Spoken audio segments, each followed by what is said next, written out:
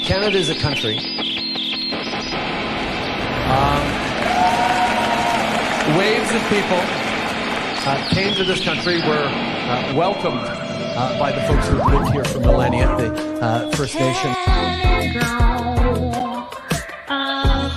And built this society with waves of people fleeing religious persecution, fleeing tyranny, fleeing to try and build a better life for themselves here than they had back home.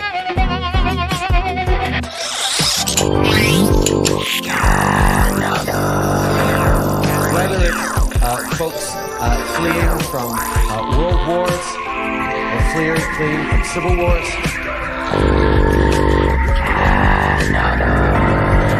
these people always want the same thing: to be able to live in peace,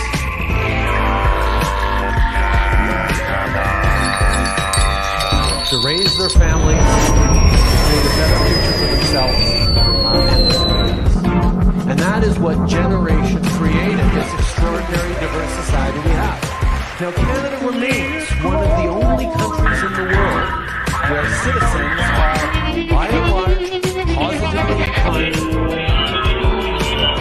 And one of the reasons we are that way is because Canadians have confidence in our country.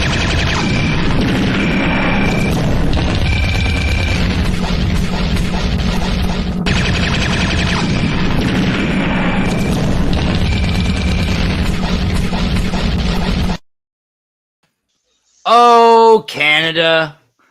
I could drink a case of you and I would still be on my feet. It's good to see you all. I'm Andreas. These are my friends. This is Kevin. This is Ryan. This is Vincent. This is Melissa.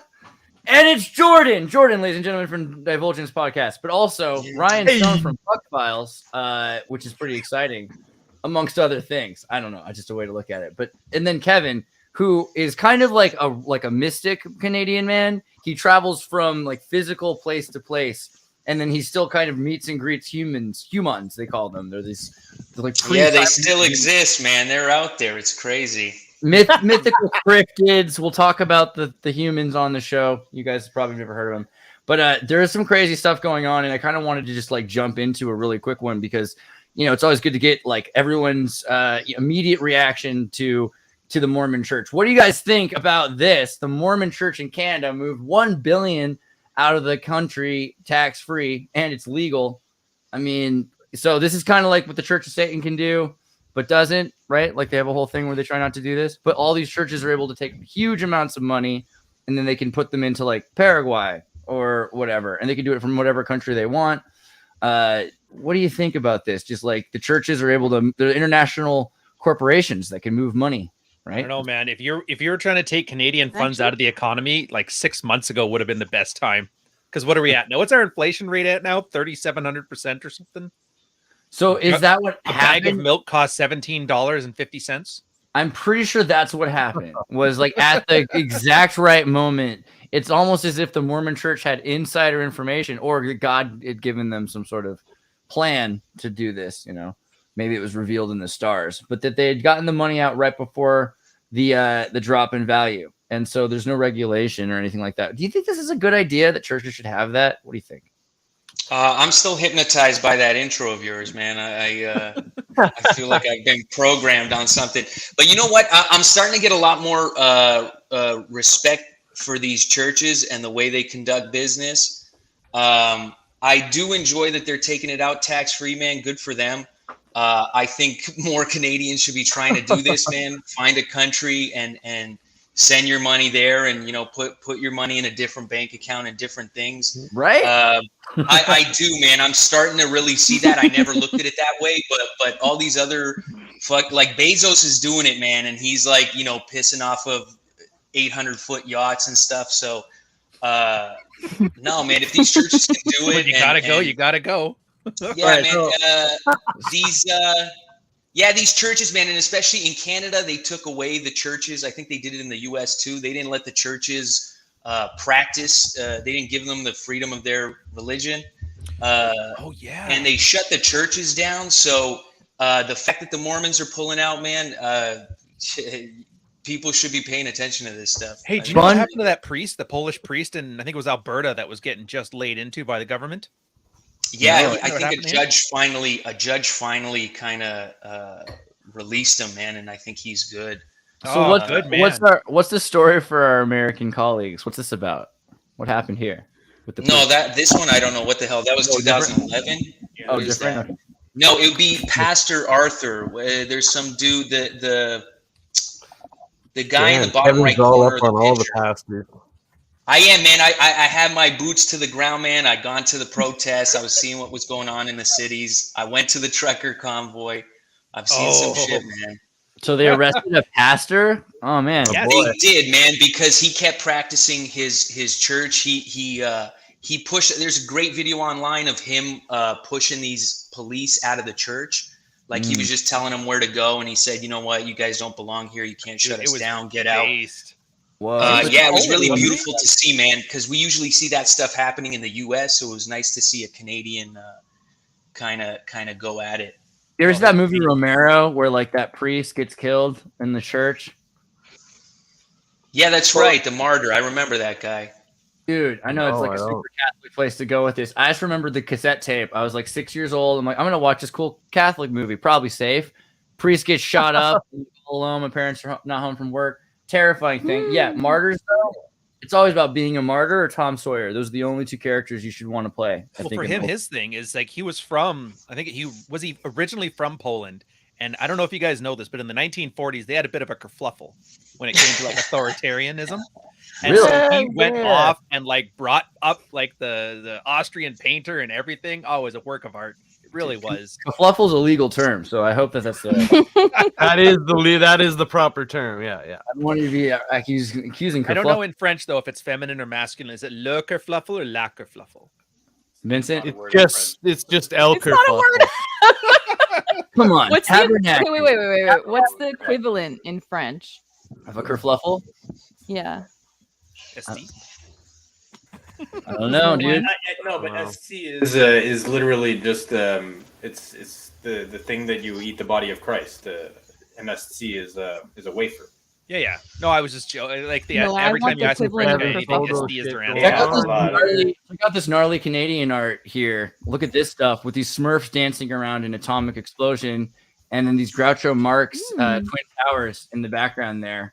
And I can't tell. Twin Towers. Is this Trump with his dog? I'm not even sure yet, but it's amazing. What's the story behind this? That was a friend of mine that did the art piece for it, man. And it was this, I kind of gave him, what I wanted to see. And he's this awesome comedian, cartoonist. And he does. Is it Paul that did that? No, it wasn't, man. It was Jared Mitchell is his name. And he's just this great. Okay. Yeah. He's really talented with this stuff, and he got to get an idea out of my head in this really great way, colorful way. Do you think about? I have the French word for it, by the way. Kerfuffle. It'd be foot le bordel. Foot le bordel. Is that le foot le bordel? I don't know. Foot le bordel. Oh, also, if you want a cool picture to pull up, man, that priest that got busted in Canada. They pulled him over on the highway with a full SWAT team and everything, like guns pointed at him. Let's see it. Legit, just for attending a protest, one of the lockdown protests. It was pretty, bananas. That ought to show you. Where's your God now, Canadian citizens? Wait, I need to grow empathy here. So, like. Yeah, you do. Lockdown protests. Like, what was the Gordon? Is that you? What was the logic behind them? Well, they didn't. Who was that upset, and why were they upset? So imagine you're locked. Except the authoritarians. You don't want to be locked inside, and then they're saying no. But if you don't, your neighbors can be paid to spy on you. But like, make sure you're. What extent? Well, for starters.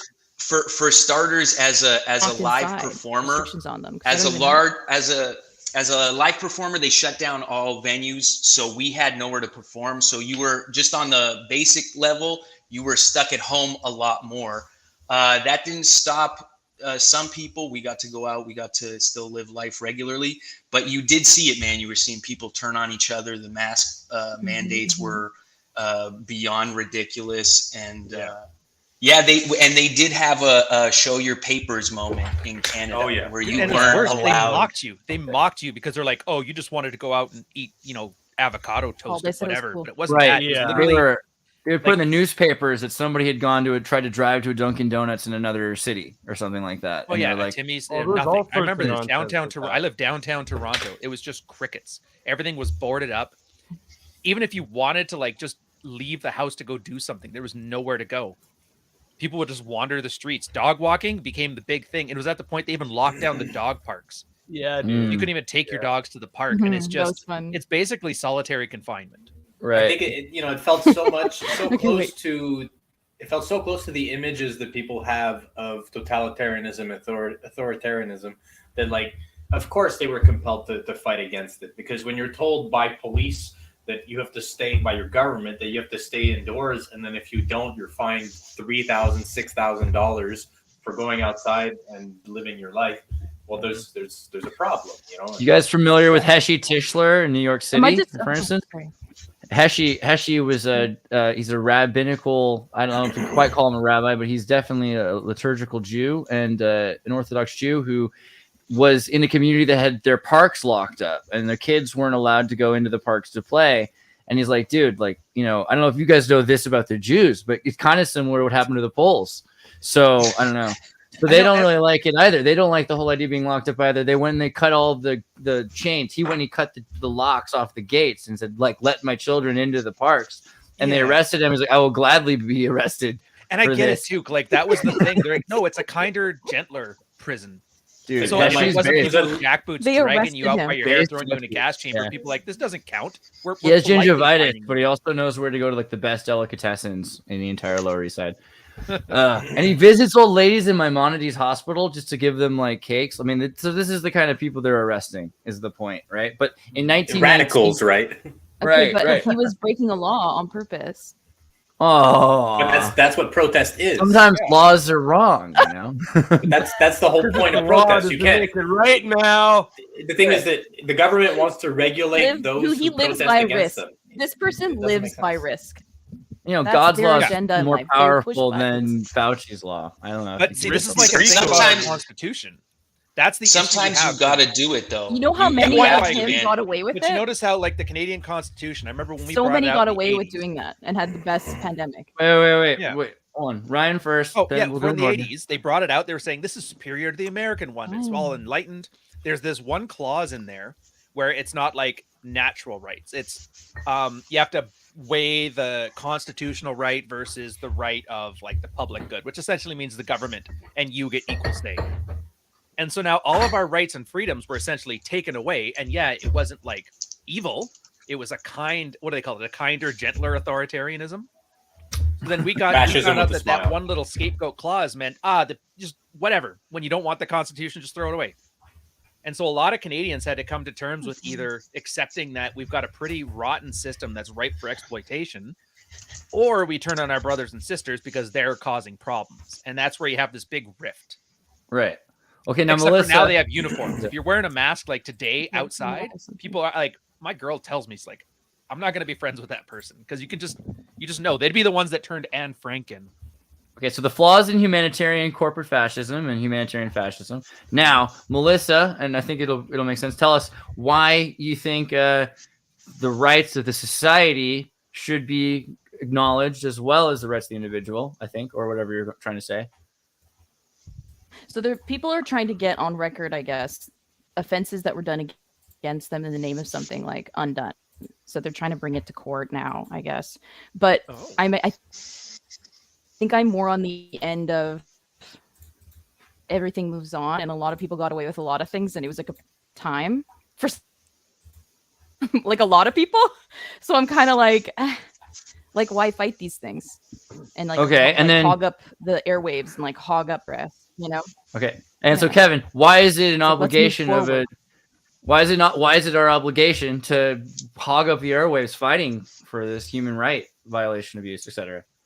One of the big reasons is because it's good to jam up the system in these kind of situations, especially when things are unjust. If they're doing something that they are trying to pass as a law and it's an unjust law, and the only chance we have, because if we fight it, we become too violent, and that's not a good thing. So if you're going to tell us that we have to go through these court systems and the only way to do it is to do it through these chains, then we should be jamming it up so that it gives us all this chance to get away with those violations on our rights. Last year when I went to Europe, I came back and it was during the Canadian lockdown. So they told everybody you couldn't travel. We went, our blood is pure. It's been untouched. And they let us into these places. You got to see different countries living it differently the same time. So you go to an unlocked place and things are normal. People die normally. People live normally. Everything life is regular. And then you come here and they right away start throwing all these rules onto what you have to do to live here. But I'm from here. So when I came back, they wanted me to quarantine. They wanted a negative test. I didn't do any of it.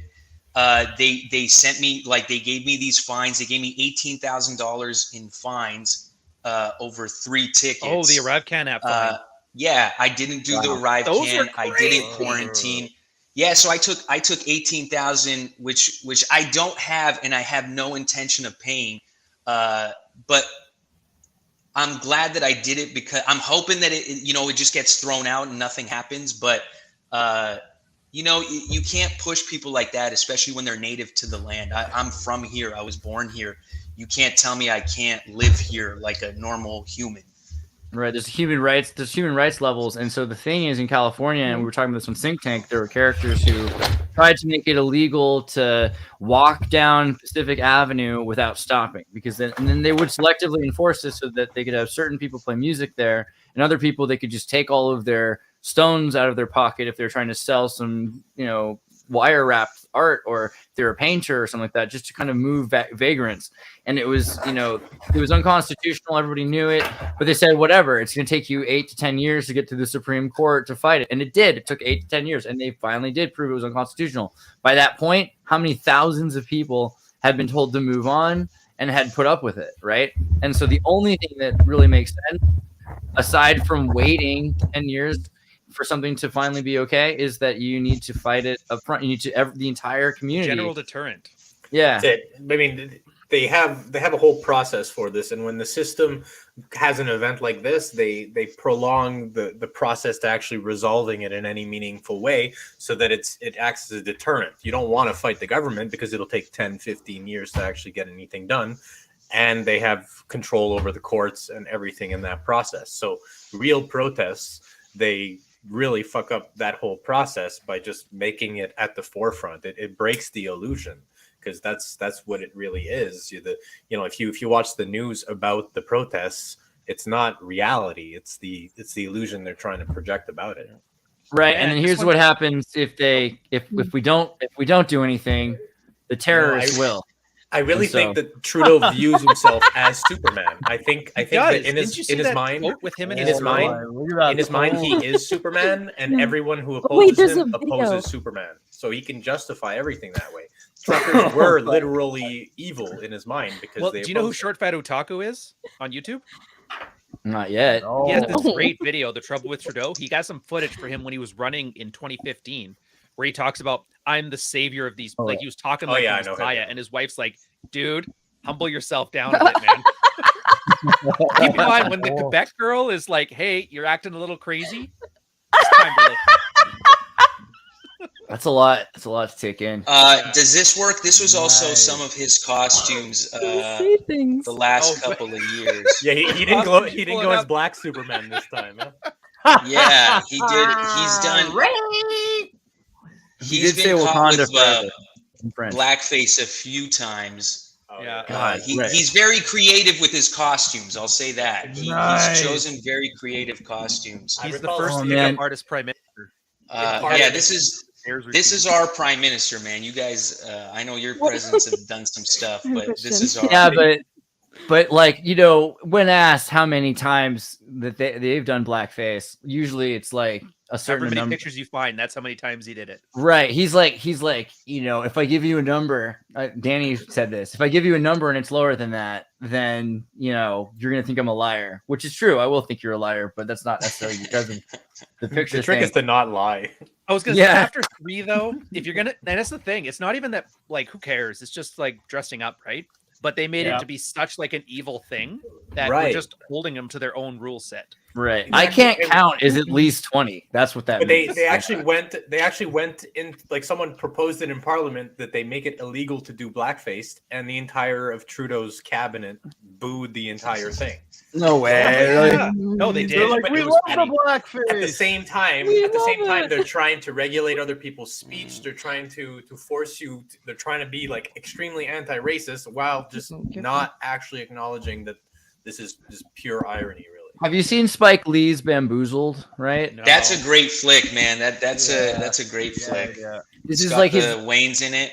There's a reason why they don't want you to see Spike Lee's Bamboozled. I mean, of all of the Spike Lee movies, this is the one that they least kind of push. And he literally takes he bought for the production tons of these little figurines and destroyed them at the end of the movie in the scene. But it's really interesting, like the entire production about how accelerated blackface or blaxploitation became because of media and because people were like, wow, we can buy this stuff. And the allure of the exact same thing that was going on in the 1800s, really. I mean, my grandma's black. She used to have a ton of these things at her old farm. I was a kid. I didn't know any better. I'm like, these are some cool little like 1940s Disney sculptures. That's the thing. There's a movie in Quebec. I can't really say it because it'll get me banned. The title, but good job, Quebec. I'll post it in private chat. Ooh. And it's is it about the same name as that book that everybody references from the Separatists? No, it's I mean, it's a reference to the N-word. Le Petit Sambo. Yeah, it's the same book I'm thinking of. Yeah, so it's about the kid who goes and kills he gets mad tiger. There's a statue of a little black child. Oh, anyways, here, I'll put the book in there while you put the thing in there. We'll see if we're close. I mean, I put the wrong one. Hold on. Oh, there it is. Oh yeah, I mean, an excellent Quebecois film. And I was thoroughly impressed with the film as a whole. As a film student in Ottawa, I'm afraid to tell you what the title is, but you guys can kind of get the picture. There's only so many Latin roots there that you could work with. Well, at least I know it's a masculine word. Gendering is so hard when you're learning French. I'm telling you, man. Dude, it's not as bad as German. German, like, windows are feminine, but girls are neuter. I mean, it's really like metaphysical thing. It's not me. I didn't come up with German. Don't blame me. All right. Well, okay. In terms of Canada, though, Camp X, I felt like this was something I wanted to cover a bit. We're going to have Jordan's friend Lian eventually, but Ryan, you're here, and we had some thoughts on Camp X. What do you think about Camp X in general? From the military side? You're talking about the military one we were talking about, right? Correct. Right. Yeah. So for Americans who haven't heard of this, James Bond training facility Camp X. I always liked the idea of it. Because like JTF2, they didn't even know they existed until like the late 90s and that. I like the idea that Canada was able to punch above our own weight. We had highly trained people with no equipment and super ingenuity. Like our military was known to have the best technicians in like the Allied nations. Halifax brought a bunch of soldiers that just killed it in World War I. So for like when I was in the CAF, like this is the kind of stuff we talked about with Pride. Right. The thing I'm not liking about it now is like seeing how it's being used. Like how that hack on the trucker convoys give, send, go fund. And then all of a sudden all the names were out and then the newspaper started doxing people. I'm like, all right, maybe giving us this power wasn't the greatest thing because it's only going to be as good as the latest demagogue we put in charge of it, right? Right. There's been all these papers coming out. We've talked about this a little bit. Is the RCMP spying using Camp X technology? And it's interesting because so many people say, oh, Canada. Well, you know, they're just a bunch of maple bears up there just having fun. You know, they're cute. They don't have any, they're not doing anything. Can I critique on the RCMP too? These cool. I thought you were upset that I called you a maple bear. Yeah, go right ahead. No, please let them hear it. I want to hear it. I love it. Man, these RCMP have really cheesed me off, man. this is what's going on with us. We got this is I how hear a great Canadian of a- tank in the background. Yeah, I don't know Yeah, what that exactly. was, man. So the RCMP is they're looking into these Chinese police stations that are situated throughout the country, and there's Right. 3 of them right in Ontario that they. Yeah, this is what our mainstream news is pumping out. This is what it's telling the just the regular. So the Royal Canadian regular Mounted Police people. are fighting the communist fascists with their secret police stations that are scattered across Canada. Well, China swears it's just to help people who don't speak very good English to get like the passports and stuff renewed. That's what they're saying it's for. True, and their police cars are better than yours. I mean, they're basically like Audis and Benzes, right? So. Damn, where are Spain- the reports? The RCMP is just some brutal. Sorry, I'm cutting you off. I want to hear this. No. That's. I'm trying to tie it together at the same time, so I'm scrambling. So this is like I don't know which news swings which way or whatever it is, but this is what they give the plebs in the village. This is the regular news. There was something even 2 years before that where Canada made an agreement to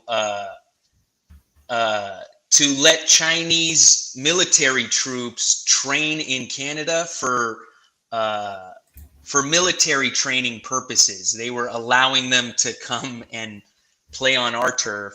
Oh, I was there for that. Was that the one like in You were- 2012? No, this was like 2020, just a couple years ago. They were saying that there was some stuff to allow that they were allowing we brought them to into come Canada in. to sail in our waters on TJEX back in like 2010 and 2011 when I was there. Met with some Chinese diplomats. It was neat. The older guys all spoke Russian. The younger guys all spoke English. But yeah, so this has been a lot longer than that. If it's just coming to light then. Yeah, just a couple years ago they were saying that, like that's what they were doing a special one, and then that's when we had the lockdowns, and yeah, it was very interesting stuff, man. They were arresting Canadian civilians for being outside in the. I wanted to find the article, but I remember in California, I had rich friends that were Chinese kids who were constantly in fear of being kidnapped by Chinese police cars in San Francisco and in Los Angeles because their families would be involved in something going on in China or something like that. And it would be like a major embarrassment. And so the Chinese government literally have these outposts across the United States. It's not just Canada in particular places. So it'd be, yeah. And they'd be like literally like looking in the street because they have full on Chinese police cars and the entire infrastructure that they would have in China here. States has those with like there's a Muslim one in New York and a Jewish one in New York. And heck, did you not see the one in the UK just happened? I think it was like last week, 2 weeks ago. Do you guys remember this? Where they grabbed a national on UK soil, dragged him into the Chinese embassy and started beating the crap out of him. What? UK cops had to go into the embassy to pull him back out.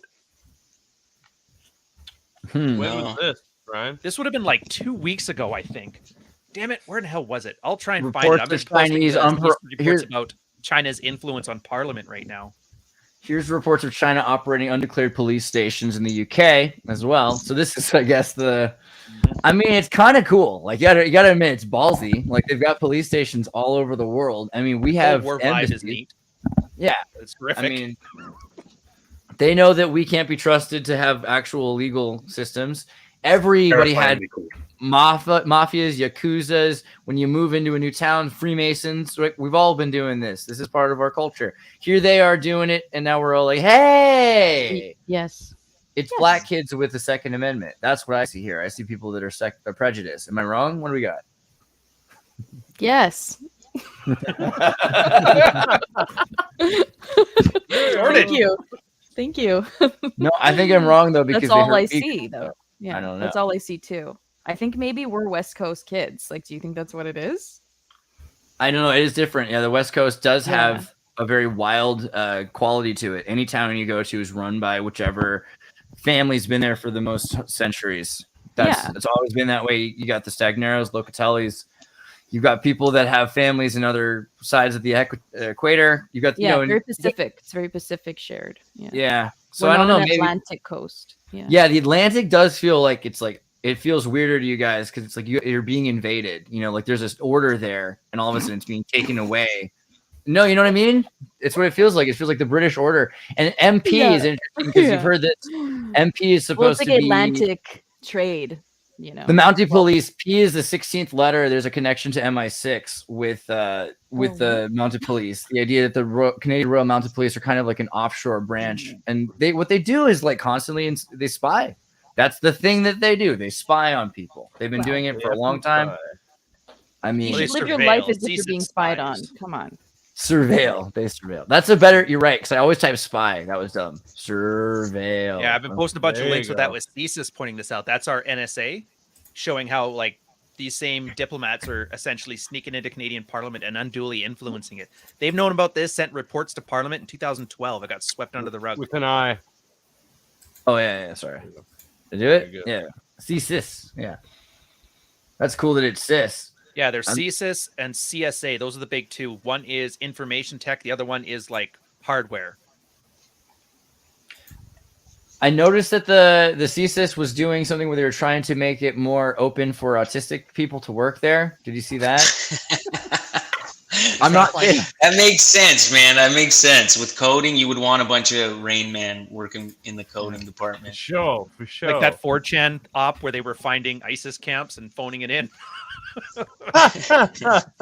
Coolest thing I've ever seen out of 4chan. I forget where it was. Oh, but then there's something. CSIS violated its own rules of smuggling British teens. You guys remember this one, right? No. So this happened a month ago. Yeah, a month ago, Yeah. October 11th. Wow. So there was a number of these situations where the British government and then by proxy Canada involved with the smuggling of teenagers for, you guessed it, ISIS, and bringing them. Informant Mohammed al-Rashid trafficked the British teens into Syria for Islamic State on February 17, 2015. This is the beginning of when they started to recognize British Scotland Yard was frantically searching for the missing teens at one time, and unaware that they had been smuggled into Syria by an operative working for Canada. Otto's relations with Turkey were also damaged by running an operative into the country without its knowledge. So another example of human trafficking in for the purpose of, it looks like, working for Islamic State terrorists, right? Oh, cool. So I don't know. I mean, I'm just saying there's more and more. If I was going to make like a plus and minuses thing, I'm just getting more and more reasons not to trust the government again. I'm sorry, Melissa. It's the way it looks. How does that human trafficking work? Is that always like sex related, or do they just make them work the phones or stuff like that? I thought these were guys being Could be brought in as labor, moles, could be labor like double agents trafficking. for ISIS. Oh, they could do labor trafficking, so that could be a thing. They're just like forcing them into these like shit bartering? jobs. Is it bartering? Wow. I You don't guys know remember the back I in don't know old the whole days where we were story. just torturing people. Now we're doing this. What I heard, Is it bartering in a place where human trafficking is like a norm? Ryan, what I heard is we were always doing this, and so the thing is, as long as they're Muslim girls, they're supposed to be safe. So, this is only from one example, but I've heard some accounts in Nigeria where they've been human trafficked, and then they said they're Muslim, and then they don't touch them, right? And if you aren't a Muslim, if you're Christian, you're already lost as far as they're concerned. So if you're Muslim, though, you're probably going to end up a teacher and doing like prayer circles and stuff like that. So who knows if that's the way it works in Scotland, and who's Muslim in Scotland, because there's probably a large percentage that are. But 40% or something, wasn't it now? right? Okay, Harry Mary Magdalene, 40%. not a very Canadian article. Where's my one on the? Mary Magdalene was so funny. It was pretty good. Mary Magdalene was Canadian. And then He was- someone in the chat asked Sasquatch. if it was a coat, if it was a fur coat. It's like made of human skulls. Like, what is it made out of? Like scalps or something? Someone in the chat during the episode that Xirtus showed that Mary Magdalene was like, "Oh, I think maybe it was a coat." Is it like No, 101 sure. Dalmatians, but with There's- like Muslim kids? What But the there's hell? then, yeah, it's like a there's fur coat made of all human the scalps. all the old pictures of Mary Magdalene, she's a Sasquatch, right? So she's a giant and she's furry, and so there's this whole thing, Jesus, Bigfoot, and Bigfoot has boobs. If you've ever seen the Terry Bigfoot footage, have you seen this? I love Bigfoot titties, bro. Here, I mean, this is the thing. If we're gonna get banned for anything, it should be. You know what they say about Joe cryptids Rogan with made big it feet. cool again. So you watch the Bigfoot footage, and it's like, okay, there's a lot of things we could talk about, but I'm talking about the boobs. The fact that whoever made this costume if it's a costume, made boobs, calls into question a lot of things about a sweater today. I feel objectified. So, but in other words, maybe this is a Mary Magdalene thing, and then we have this whole idea that there's I don't know, there's a lot there with the boobs, the people making boobs for superheroes. All right, but Oh, hey, would you? Come on. You're among friends here, would you? No, it's a uniboob. You have to make a shield style. Like, come on. Nice. Not Look, a no. if you shave it, maybe. bro, no, that takes away the whole point. See, like, That's just one of my exes. oh yeah. Just shave it. So I was a slave, up to 100,000 held captive by Chinese cyber criminals. I talked about this a bit, but it's still going on. There are more and more people that are being found. And for those of you who haven't been updated the story, because for whatever reason, it doesn't seem like it's making waves. Like, why is this not all over the place? But they're kidnapping kids and forcing them to game or to do tech support in these little rooms. Yeah, basically, they took all these kids, a Thai cook, then they put them into a grueling shift, and then they said, okay, now you're going to be stuck working, all the time. If you do anything wrong, if you lose one of the levels, we'll make you do push-ups.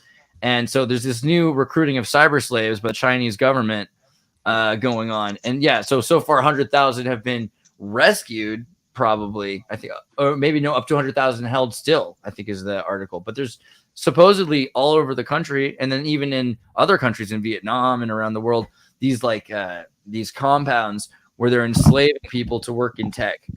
Mm-hmm. Okay, so they're facing labor issues right now. I mean, I guess What? it's It's like, how did they get so rich in the okay, first Ice place? Queen, right? Yeah, no. I'm so just saying, it wasn't just kind that of they're- manufacturing. What were the prices back in the day for I their mean, maybe labor? maybe Pennies. someone do push-ups because they lose a like video. More like cup or a like- bowl for a monkey. Yeah, but their money was worth nothing. You could give them pennies, and now you have to give them more. That's all.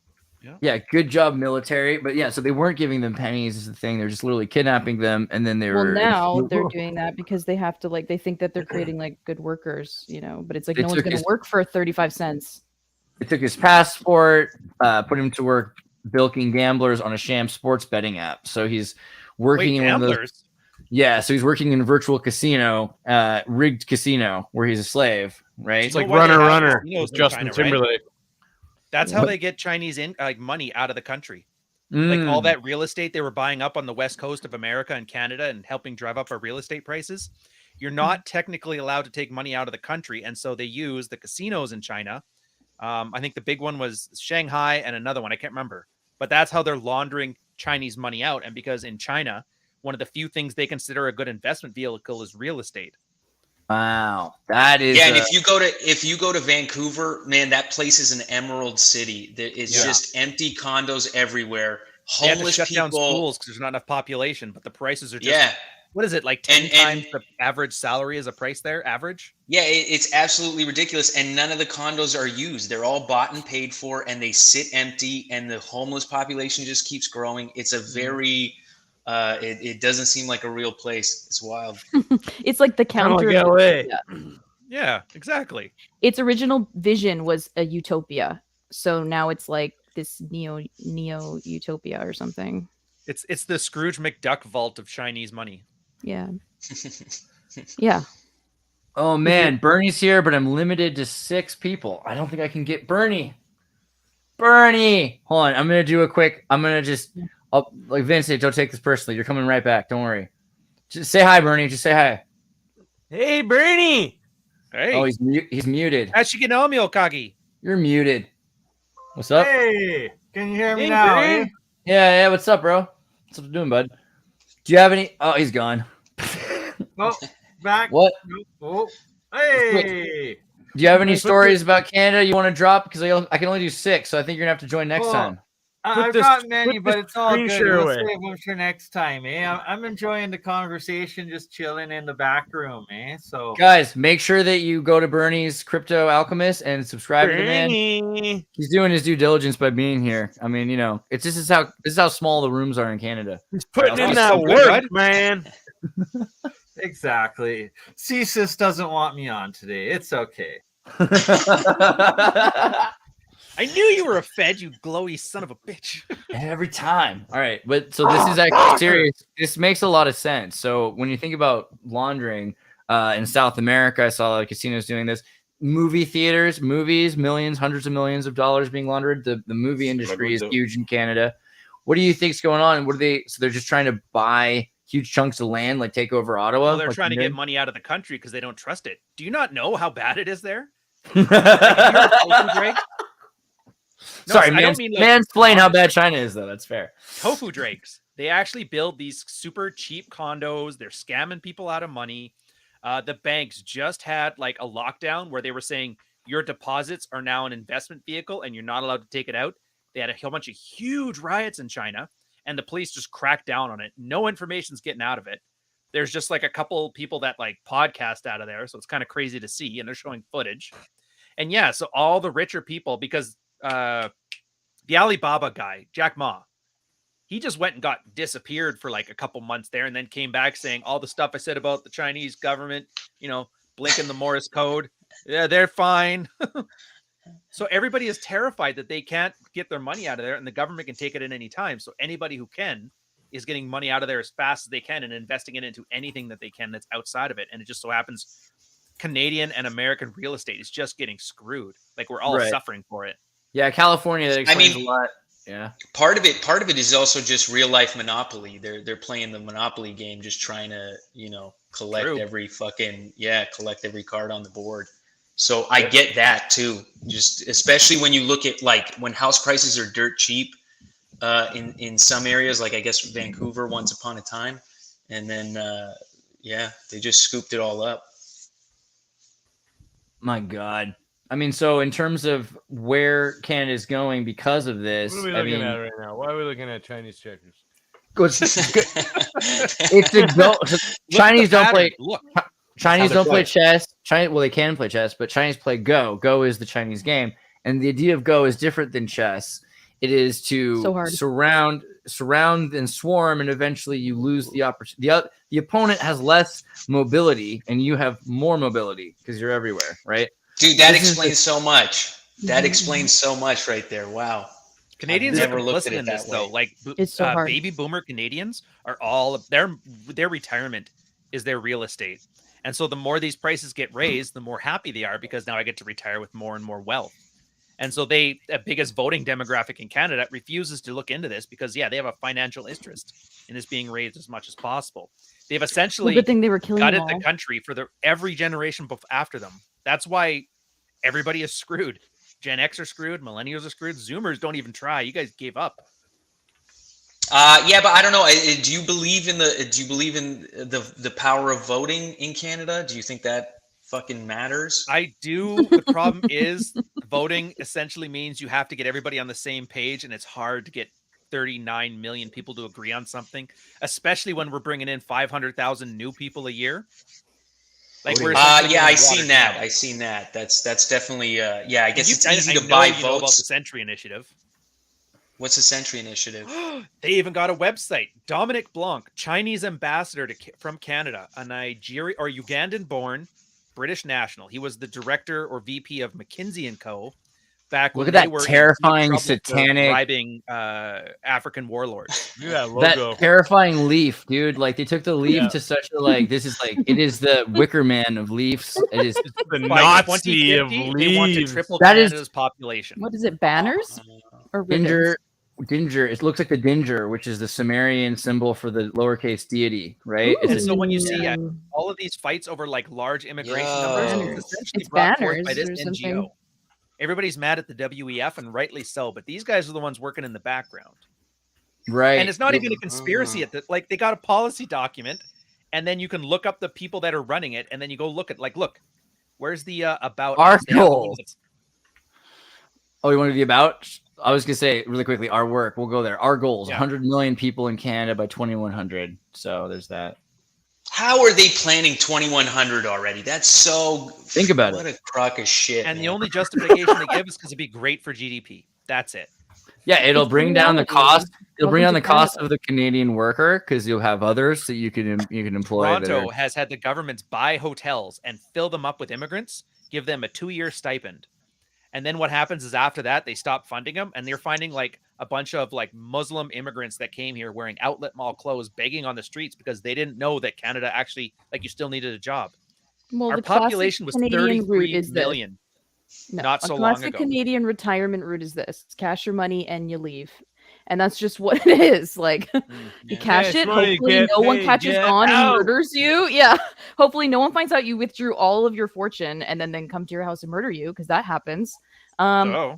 And then you just leave, and then if hopefully you made it to the other place, and hopefully they don't kill you there and take your Not a money. thing in Canada. People That's killing a for their thing. That's a retirement. retirement plan. Yeah. No, you but cash out are they everything. killing? Are they killing people for their retirement Oh plans? yeah, Is there's that stories about this. Yeah, people sounds cashing out all their horrifying. money, and then like a relative of some kind or connection of some kind to them murders them to steal their money because they cashed God, it out. These Canadian? I didn't know about. Now Canadian- I'm Yeah, terrified. it happened somewhere in Alberta or something to like a couple, and I think they're like, I don't know, like it was not a nephew, it wasn't a son-in-law, it might have been like an ex-son-in-law, like I don't know. So And like they a got rid by of them marriage before they went relative to kind of thing, Mexico. somebody they knew. Yeah, and then they murdered them and took their money, and I think a boy was murdered with them, like a young child that they See, Jesus. were gonna It's raise, weird. yeah. Even the worst of the Canadian stories still sound like Lifetime movies. I don't know how it happened, but it's just. Canada always is kind of folksy with our corruption, man. I apologize to everyone who was Biggest hurt. scandal as a kid was by like that the mega shit. bingo. They approved a bingo hall. Why- Like we've always been kind of like that. Why You guys 100 lived in million? BC, you remember the mega bingo scandal in the 80s, don't you? The Mega Bingo. I haven't even gotten to why 100 million yet, but Mega Bingo Canada. Oh, the answer is GDP. That's the only Yeah. explanation they give. They do. They say it would a little bit. They say it'll reduce the burden of the government revenues to fund healthcare. But yeah, old age security and other services. See, because then they'll have more money to pay for the government services. That's the taxes. They Now, need if that. we were tax money. siphoning the brain drain from the third world, that'd be one thing. But we're taking in a lot of people that have no qualifications. So it's Yeah. putting huge pressure on low-skilled Canadian labor. Hence, stuff like the trucker convoy, there's going to be a lot more of that stuff. I Where's could get this- into that conspiracy too. They're engaging in that, and it's like how Walmart gutted the Midwest and like all of the mom and pop stores. That's what's going on in the truckers right now. So they're gonna. I saw they want to automate truckers, obviously, but what do you think? No, it's not gonna- even that. They're having these big mega companies that hire this, and there's also independent truckers. I own my truck, I do my routes, it's great. Big companies, they've been lobbying the government to reduce like driving safety requirements. So they're having a lot more accidents, which causes insurance premiums across the board to go up, which is edging independent truckers out of the system and bringing in a lot of these low-scale people. The UK is doing the same thing with Poland. So now you end up with more unsafe trucks on the road, Right. less qualified immigrant labor running them, independent businesses are going down, and a couple mega truck corporations are taking it all over. Higher Which is cost why insurance. Truck Right. Convoy, how the what's that organization called? They're like the Canadian Association of Truckers or something like that.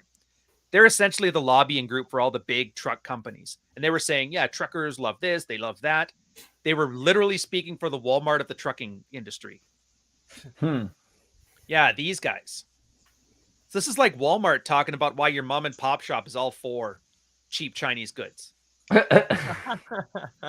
System's rigged. Yeah. Brutal. Why these Man. elections Gordon aren't Gekko, actually Canadian useful edition. either.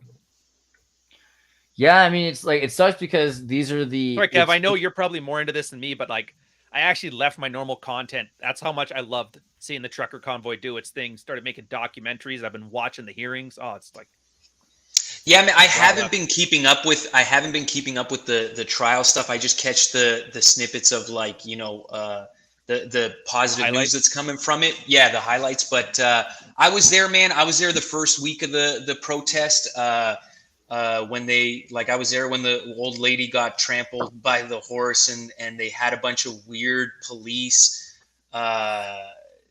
It was very, man, it seemed like you were just watching this. Yeah, it felt like you were watching a weird production of a shitty Canadian sitcom, man. That's really what it felt like. They had all these weird uniform police in like SWAT gear, and everybody had kind of different gear. the full this was balaclava that blocked everything. Yeah, I remember. Yeah, and faces were completely covered, so you really have no identifiable features to a person. No name And, tags. Nobody was speaking. Man, I did hear people speaking, and this is where it got super weird. You heard several different people speaking several different languages. It was and it wasn't French. I know French enough to pick up French. Yeah. It was very weird, man. And I know like groups stay together. I get that, but it was this was also right around the time where the conspiracy side of the internet was talking about how the UN planes. Yeah, the WEF and the UN had all these different like UN police, I guess, that were like just security for hire. And it was very strange to see that, man, to be in a country to go like, this is what our police force is. They're about to take out their own citizens, which I don't believe would happen if you were really part of a community. I don't think that think that the police would want to beat on their own They people. didn't. You might have missed this then on the hearings just yesterday or the day before. They had Tamara and I can't remember the other guy's name, but he was saying some of the police, like Ottawa, OPP and Ottawa police, were sympathetic to him and say would they feed them information about when the raids were happening so that they could get out of the way.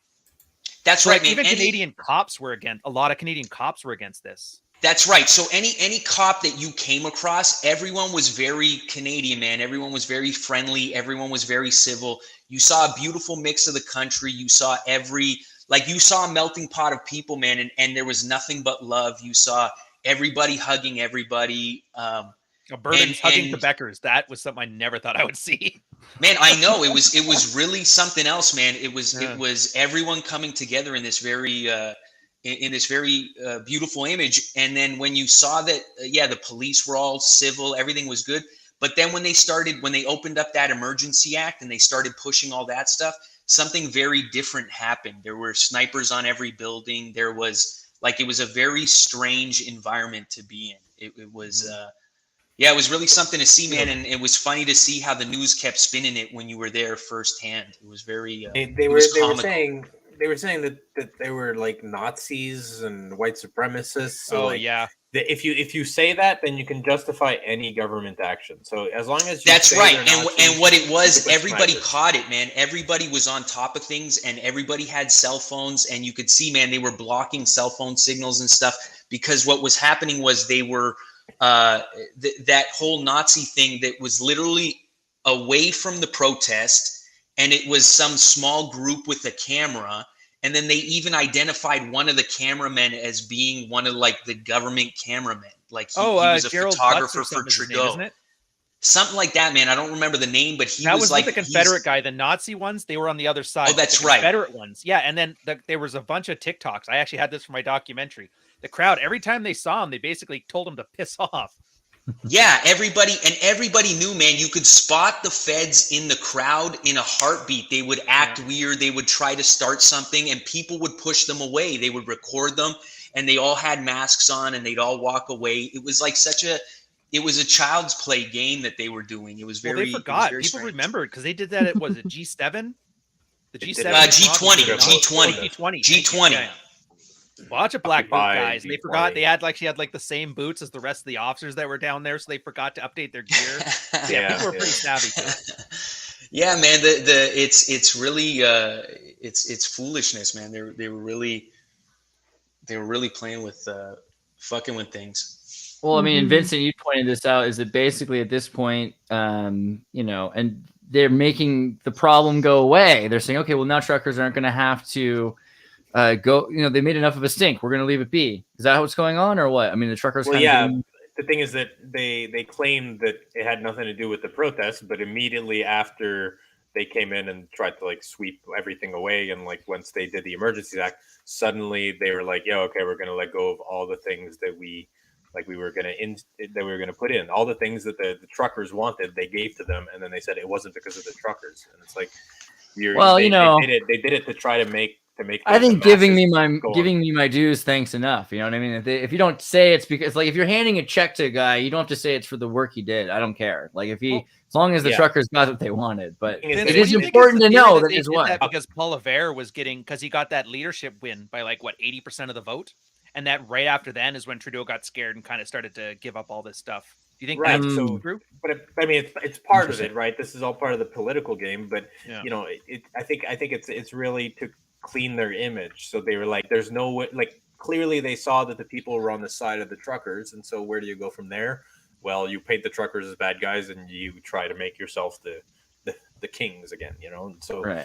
you have to slander. Or at very least, the leaders once of it the doesn't work. leaders of the truckers are the bad guys. We can take over the truckers group, and it'll be Remember, okay. Trudeau's Superman, so Right. he can do what he wants. Yeah.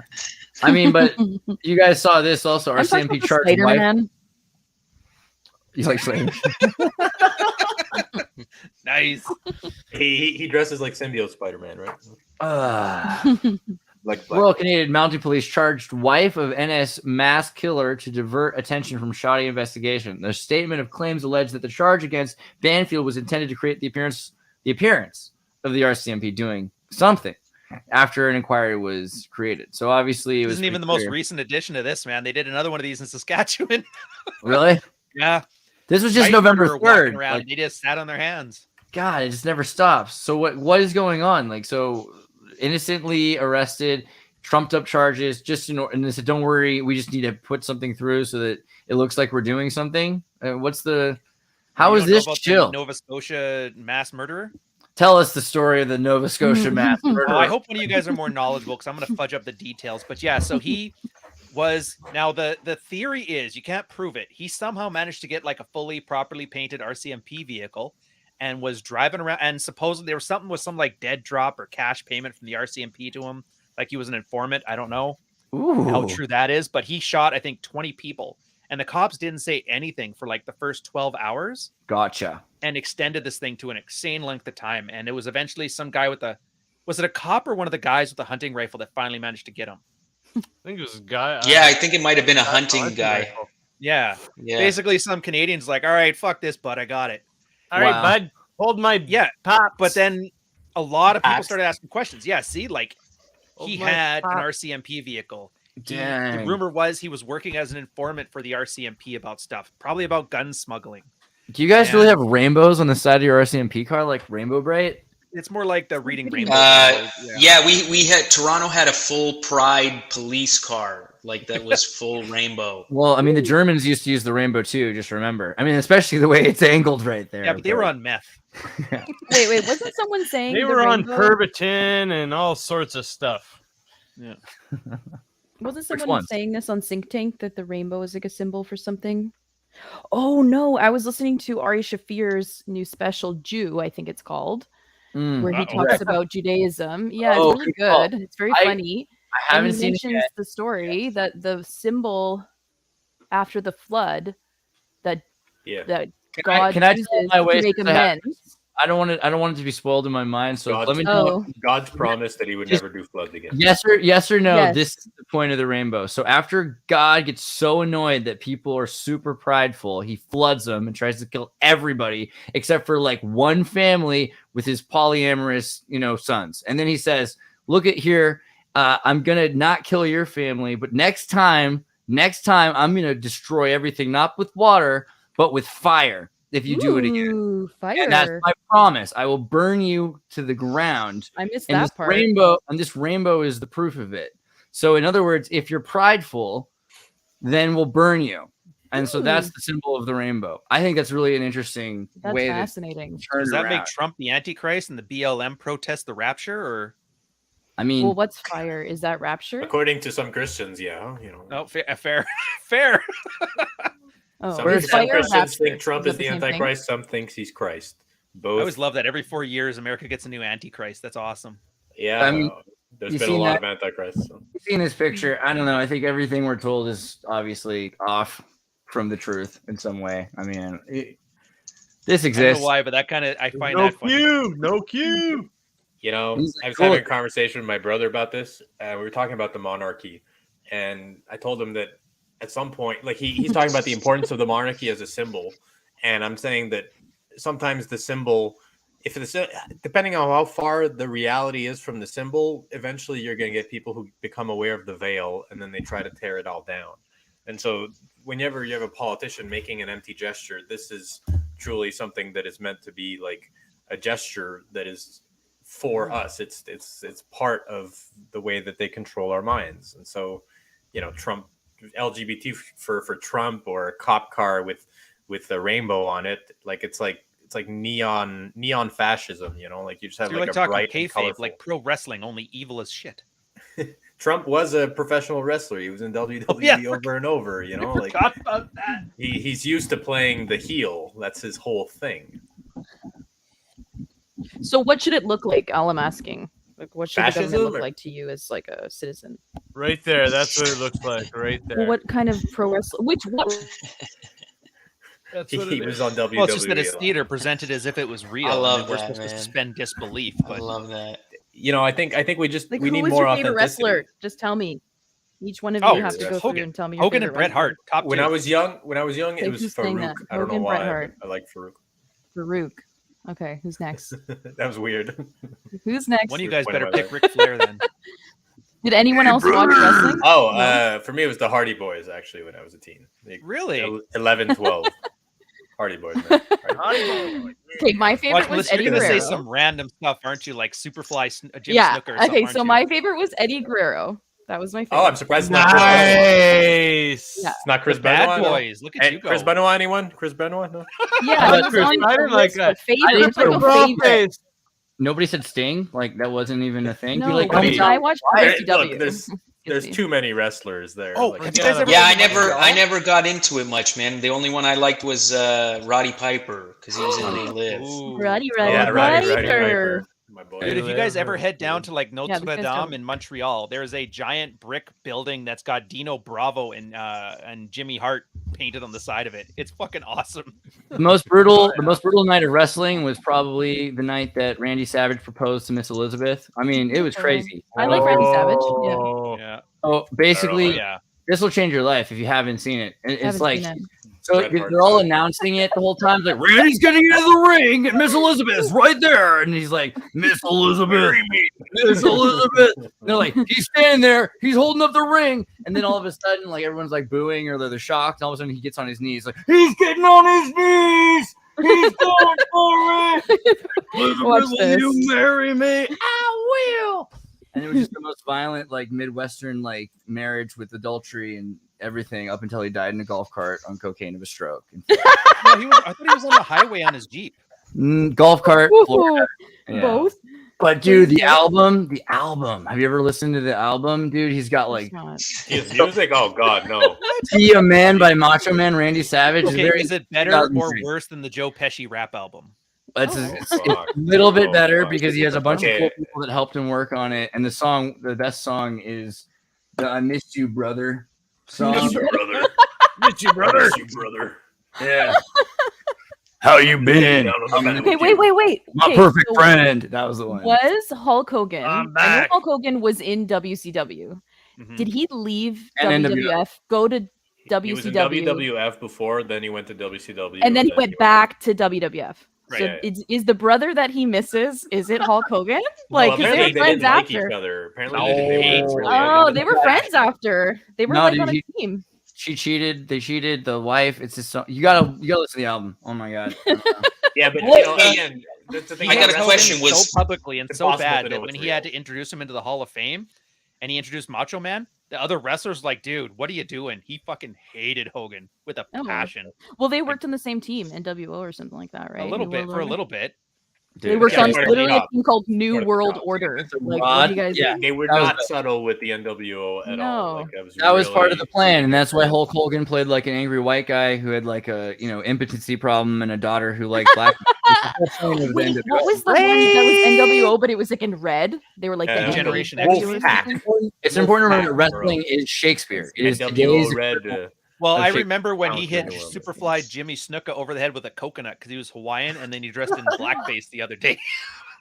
Whoa, See? the other Pretty day? Shakespearean. What a time to be Was alive, man. a question was all wrestling owned by Ted Turner? Did he have No. rights to He all had of it, or WCW. was it No, just Vince one McMahon. They side? only had Vince WCW. McMahon Vince had actually took WWE. over most of the regional stuff, like the American Wrestling League. There was like 15 Yeah. of them in all the South and the Midwest.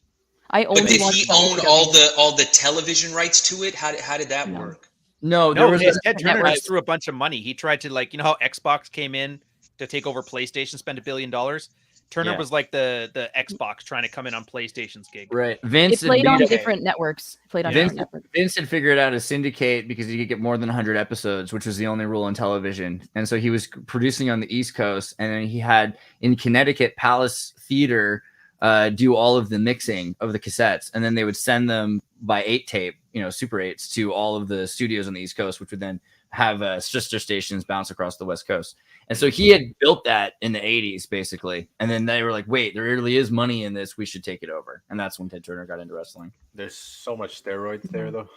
Dude, that's the other thing that's interesting That's because the we always tamest complain drug they about were doing. they talk about transhumanism, trans whatever. This is it. We get back to the trans steroidal, like this is the real, and everyone will be happy again because that's what they want. They want it. They don't want just men or women or like. You want a nation of Scott Hall? Is that what Yeah, you're saying? Yeah, I used to watch Gladiator like every day after school. I think that's what it, American the Gladiator. American Gladiator. That was the Drop a goal. reference to That was the Andrew the best. Giant. that was a before we move fun on. show. That Oh, was the best show. Like, We're gonna talk about Canadian and wrestling. We got to mention Andre the Giant I Dude, thought Andre he the was Giant? French. Yeah, I thought I he's from thought he France. was from French, Quebec. French. Yeah, Wait, he's from Oh. Quebec? No, he's I'm born in. mistaken, He yeah. probably lit. No, I think he might have wrestled there, but I'm pretty sure he was from a small town in He's France. from France. Yeah, he's born in Sure. Coulommiers. Yeah, Coulommiers. Yeah, he's born Where's in, that?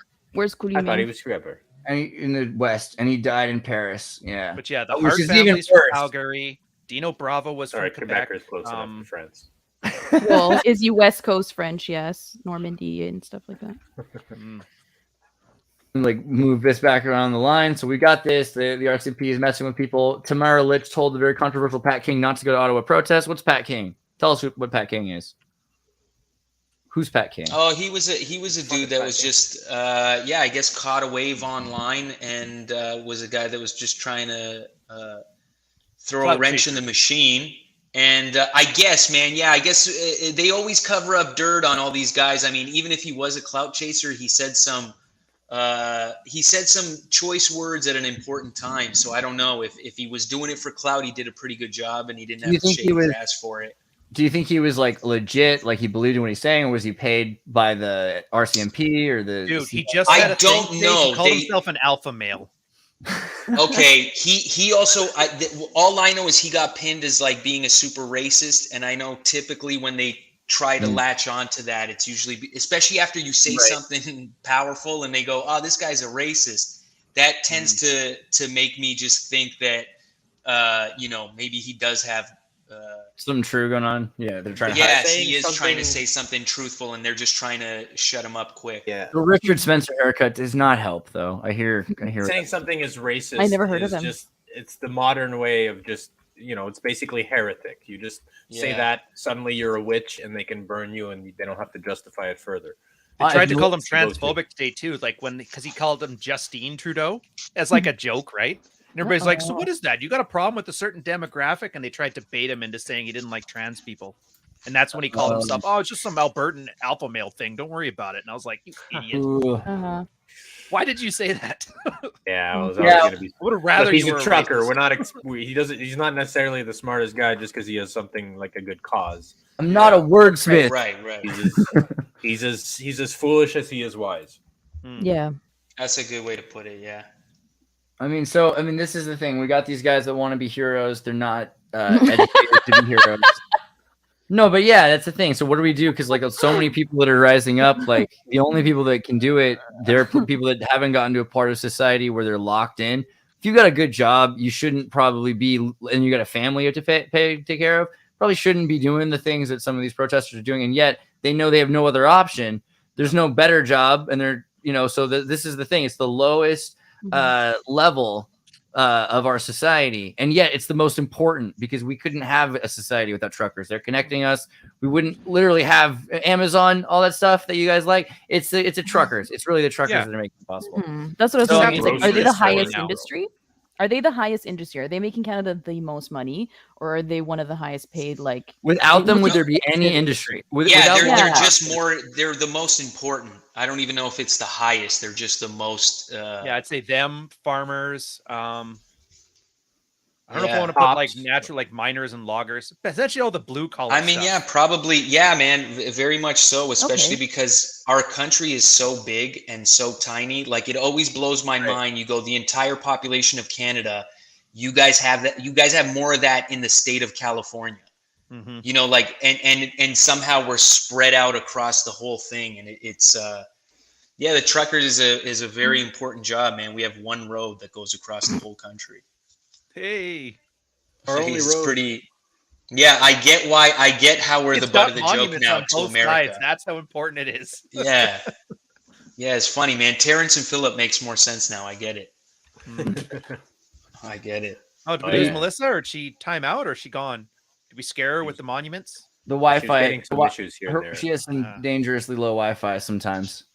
Bernie, this if you one. jump back in, you could like tag in like a hockey game, like while she's in the booth, and then Hey, are we allowed on YouTube to bring up her grandfather or no? Oh Go yeah, for it. man, dig in on this bitch, man. This chick is some Kay, evil, turn your wicked witch, turn your man. mic down 10%. I think it's a little louder Sorry. than mine.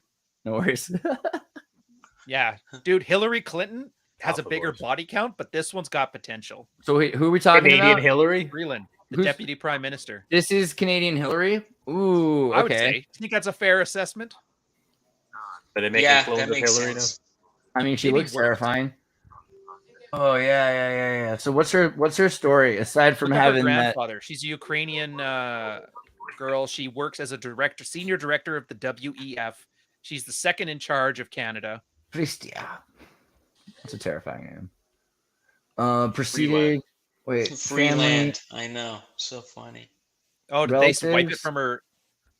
Was this her grandfather?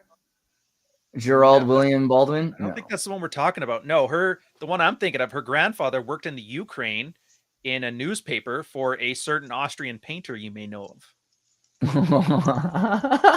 He was the propaganda wing. Okay, so Ukrainian mother, lawyer, ran the New Democratic Party. Nice. And then her paternal grandfather was Scottish war bride. Grandmother was. Freeland's, that'd have been even funnier. Parents divorced when she was 9 years old. I don't see anything about the grandfather on the wiki page yet. So I think they're hiding that. So let's see. Secret police, Ukraine. Went to Ukraine. A lot of stuff. Really excitedly interested in the KGB, clearly. Okay. She studied the KGB with a fierce fervor. Grandfather. Let's go on the internet. Let's see what we can find. And then Nazi collaborator. Twada. Yeah, There we go. here's that one. Ottawa citizen. Seems like That's the closest they could get to a reputable hand. Well, just a little one. All right. Chrystia Freeland's granddad was indeed a Nazi collaborator. So much for Russian disinformation. The news conference on Monday by Foreign Affairs Minister Chrystia Freeland was interesting, et cetera. Some of those articles of pro-Russian websites talked about her grandfather, Michael Komiak, and his ties to the Nazis. Okay, let's see about that. Michael Komiak, Wiki Spooks. Canadian Foreign Minister Chrystia Freeland's maternal grandfather volunteered to serve the German invasion of Poland long before the German army attacked the Soviet Union and invaded Ukraine. Well, okay, but remember where the borders were and stuff. He probably was German speaking because that part, they moved Poland on a map and Ukraine too. Chomiak records he was trained in Vienna for German espionage and propaganda operations, then promoted to run the German press machine for the Galatian region of Ukraine. Yeah. And then Poland during the 4-year occupation. So high-ranking and active in the Nazi cause was Chomiak. The Polish intelligence services were actively hunting for Chomiak until the 1980s, without knowing he had fled for safety to Alberta farm in Canada. The newly disclosed documents exposed Chrystia Freeland's repeated lying about Chomiak had been a victim of World War II, an unwilling journalist overpowered by German military force, compelled to write propaganda. Can you imagine like that job too? Like that'd be our job. They'd be like, okay, well, you don't get to die yet. We need you to do a couple. Headquarters is just down the street. Of course, I can see that. Can you do some memes for us? No, the Nirvana Gulag requires that you work for us. That's what happened. So the Polish records also point the likelihood that the U.S. Army, U.S. intelligence, and Canadian immigration records on Chomiak, concealed until now, can confirm in greater detail what Chomiak did during the war, as well as for years afterwards. It's amazing. It's almost as if the United States intelligence and the Canadian government are working together. We can't even get like little counties to work together. Do you ever watch Die Hard? They're always like, no. We're the county. Oh, no. We're the FBI. Like, if you ever watched Die Hard, do you know who you're talking to? Yeah. Yippee-ki-yay. Memorize the script. It's like that actually yippee-ki, but with an A. Yippee-ki-yay. You know what I'm saying? All right. Yippee-ki-yay. Always there. What about bear attacks in Canada? Are you guys afraid of the bears? I'm afraid of the bear tax, man. Not the bear attacks, the bear tax. I feel bad because Taxing the bear bears. there's a thing probably, right? If I type in bear tax, bear trust tax, consequences, Canadian bear trust tax, I'm way more. You're right. I'm way more afraid of this than bears. This Dude, sounds you know nunchucks are illegal in Canada? really. No Michelangelo cosplay allowed. Yeah. What else is illegal in Canada? Butterfly knives. Guns. All punch sorts of daggers. stuff. Yeah, Guns now. illegal. We didn't even cover that last week. It happened the day Honking. afterwards. Talk about How dare you honk? Trudeau gun seizure. That's actually, I know it happened like last week, but Misgendering people is illegal. Oh, you know what's illegal in Canada? They made conversion therapy illegal, which is pretty funny. Like the don't be Wait, but- gay stuff or the other Yeah, one? you could go to jail for trying to tell someone. I think even suggesting to them that they cannot be gay, you could go to like 5 years. Wait. Wait. So If could I be a want to doctor convert, and tell them to go kill themselves, which is cool, but I just can't tell them that you can't be gay. Yeah, what's not illegal in Canada, they just recently legalized euthanizing children. You can euthanize children, but if you suggest someone can not be gay, that'll get you 5 years in prison. yeah, this is a Man, our worthwhile. doctors are some seriously sick But people. blackface is legal. Yeah, That's right, yes. You know, too, if like a paternity fraud, like let's say a doctor does a blood test on you, finds out you're not the father of your kid, they are legally obliged to hide that information from you too. Really? They did a little ethics thing about it back in 2011, and they decided that the potential to split up the family is too great. Therefore, we have to treat it as like the mother's body, and we're not able to tell the dad that he may not be the father. So you could maybe thinking that maybe you're a bone marrow donor, and they can't tell you if you are or not legally. Wow.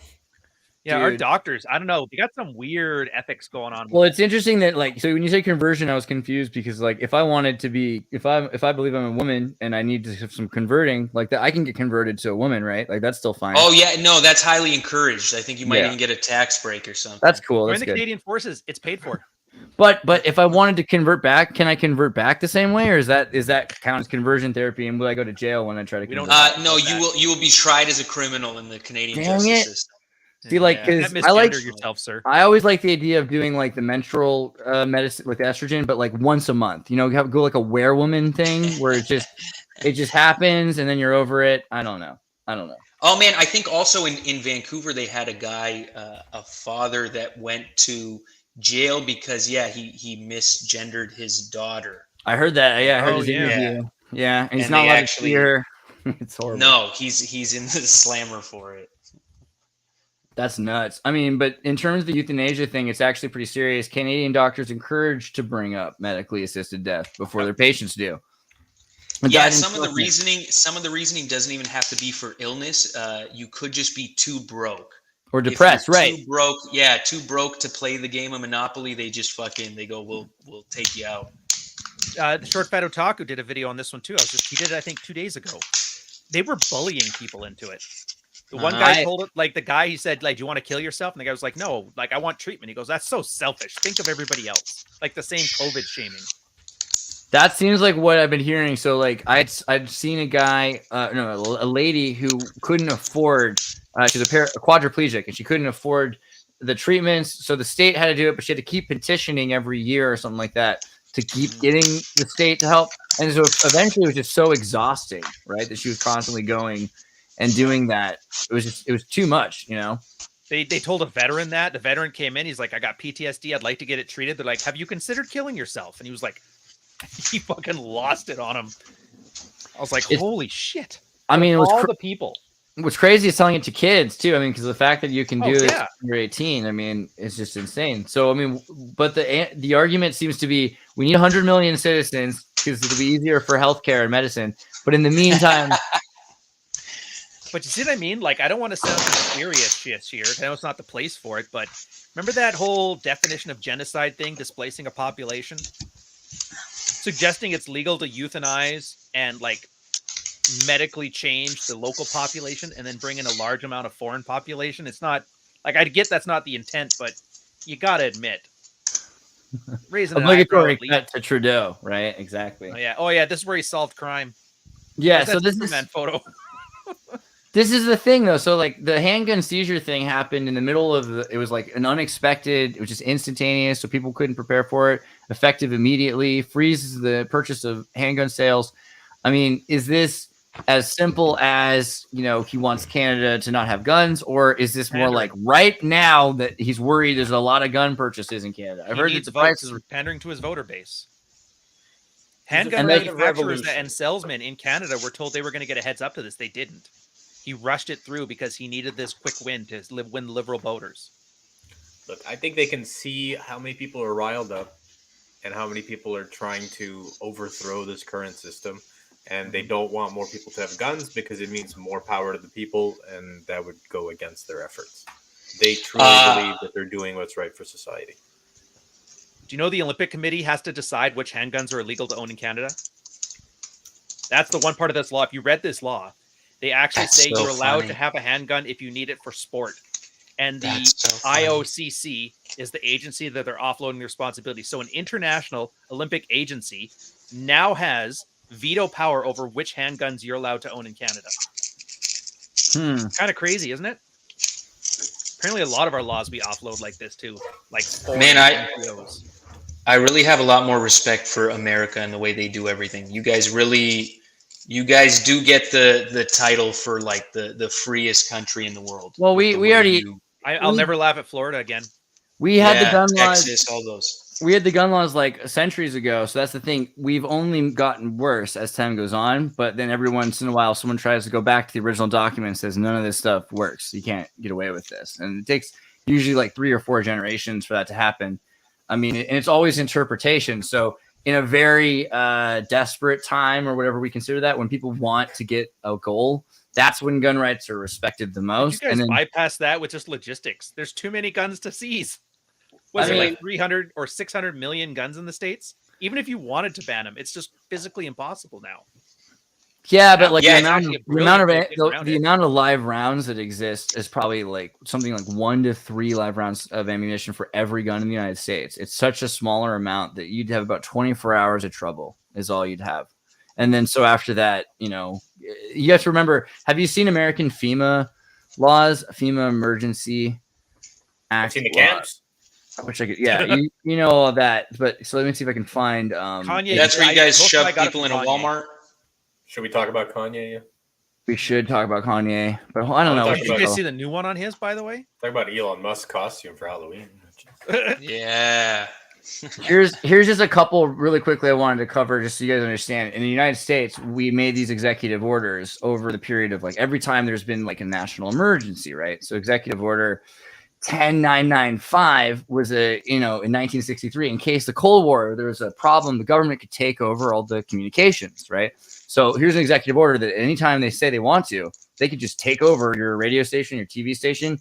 And this is right before the church committee hearing showed that they'd already done this to CNN and everything like that. Bernie's back. Sorry, Melissa seems to have been, her Wi-Fi is dead, but Bernie, perfect opportunity for you. Seizing all electrical power, fuels, and minerals, public and private, because of a nuclear attack. Seizure of all means of transportation, including personal cars, trucks, and vehicles. They have these vehicles that can pick up all the cars in the street, put them into the back of the thing, the way that they can take you've seen how they clean up streets for cars. Seizure of all American people for workforce. They can force all like nuclear preparation stuff or Cold War things? Some of this is, so the thing is gradually, there's new and more reasons. This was in case the communist nuclear attack in 1962, but there's a 1994 Clinton encompasses all previous executive orders under national defense industrial resource preparedness, right? And after the Cold War's over, it has to be swept up. And then this is an older document. When you find the ones from FEMA, the most interesting one to me is that all of these required that there be some reason. Like if there's a nuke, if there's a Cold War, if there's an attack, notwithstanding clause.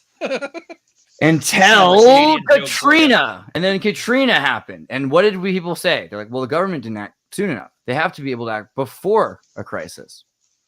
Right? So what did we do? We made an executive order that said that we can tell you a storm is coming, whether there is one or not. We can say we have belief that, you know how meteorology works.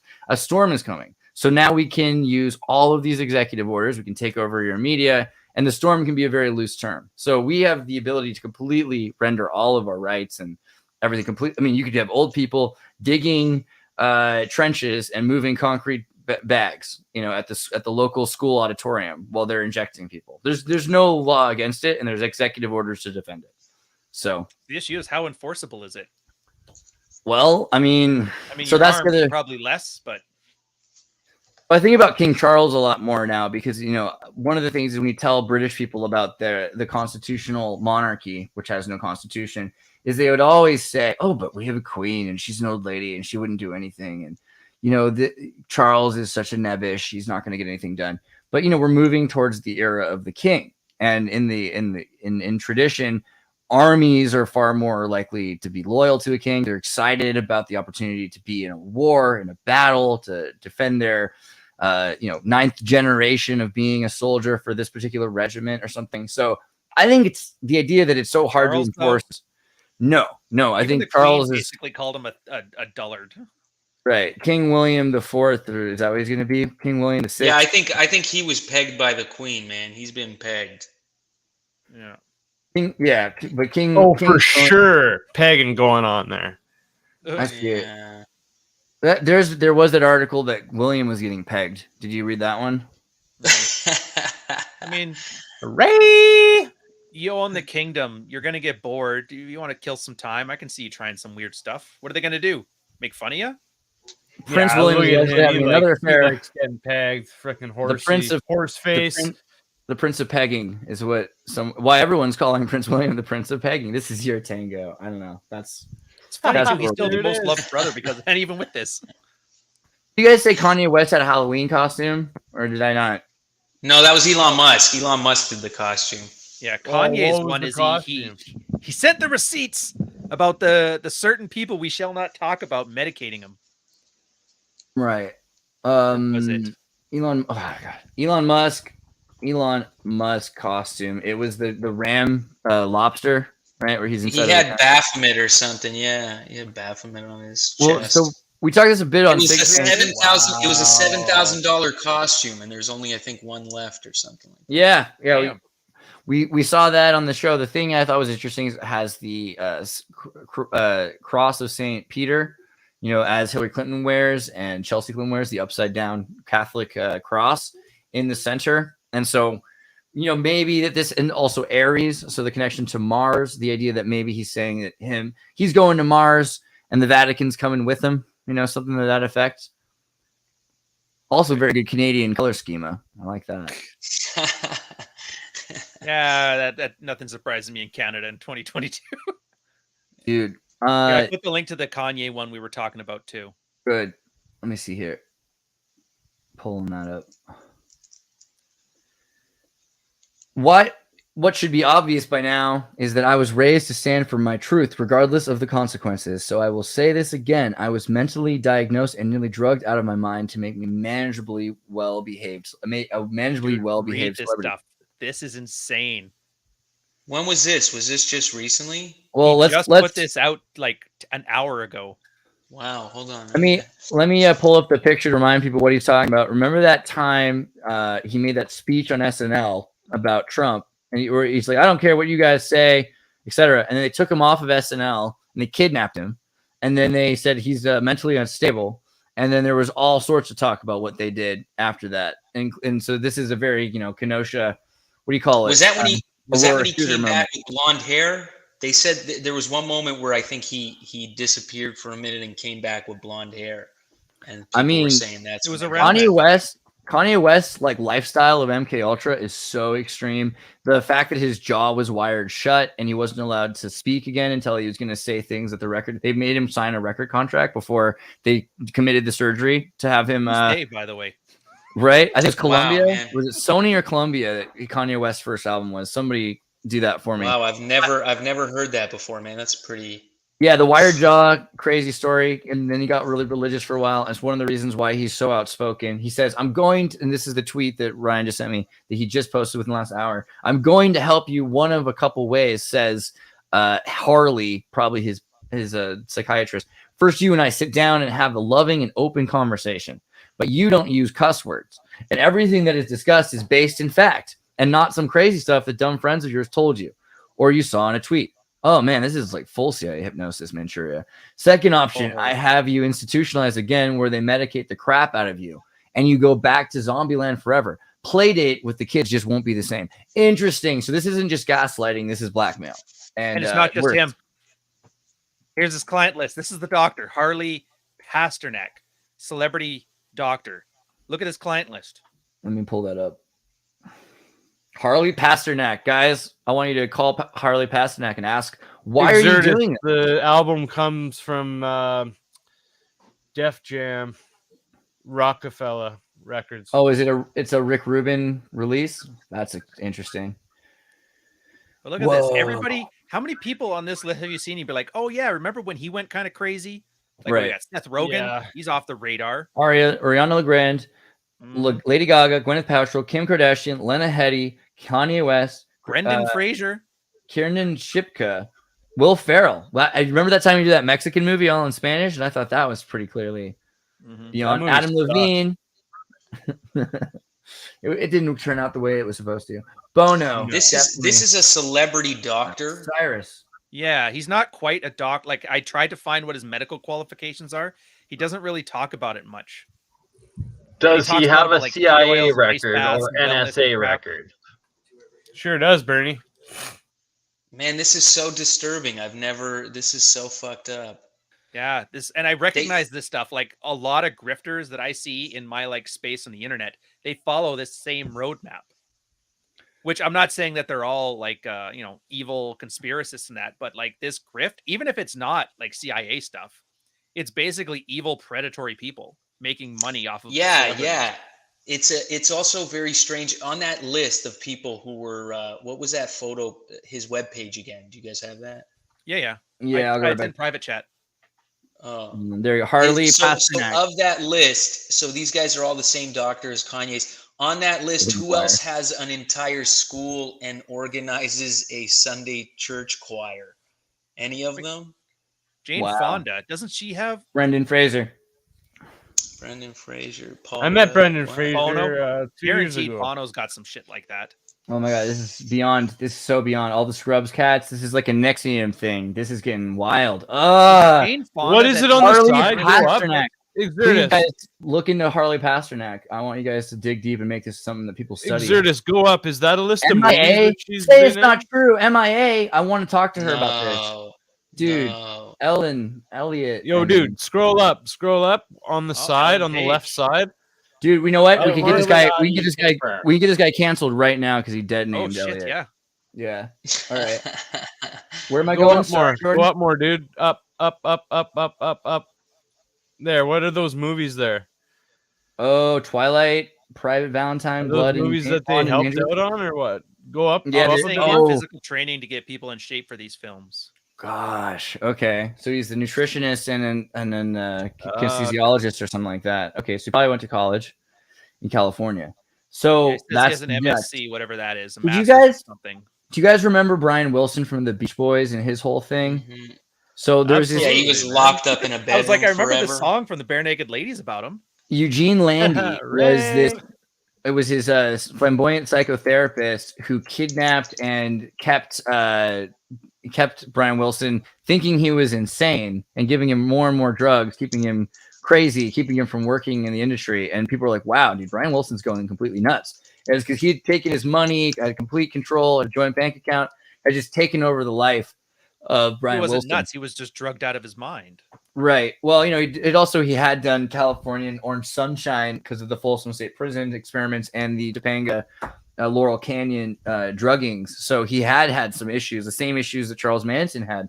But luckily he was, wealthy. His family were wealthy. He was able to be kept isolated. He probably got away with some stuff, you never know. But Brian Wilson. What's the deal? What's the deal with that Orange Sunshine? I was told I tried some of the original formula for that. Hopefully you just had like LSD, like proper LSD, because the thing is, Orange Sunshine wasn't really LSD. And I have a series on my show, Acid Dreams, based on the book. Orange mixed with LSD by chance? No, so it was it was 2-5 dimethoxy 4 methylphenylphenylmine, which is the brown acid that they were circulating at Woodstock.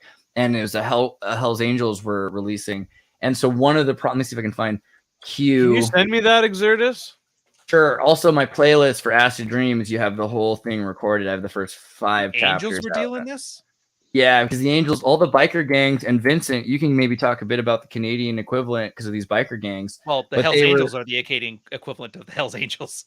Well, no, because Popeyes. My town. My stepdad used to chop for them. It was like, I got exposed to that a lot as a kid. Not this stuff, but like Vince showed me the Popeye Motor Club, which I hadn't known about. And so when you find out about like kind of the Knights Templar Association, the French, so the Scandinavian biker gangs are associated with the sheriffs, and that extends into the Cornish British families, so across Canada and in the sheriffs of California.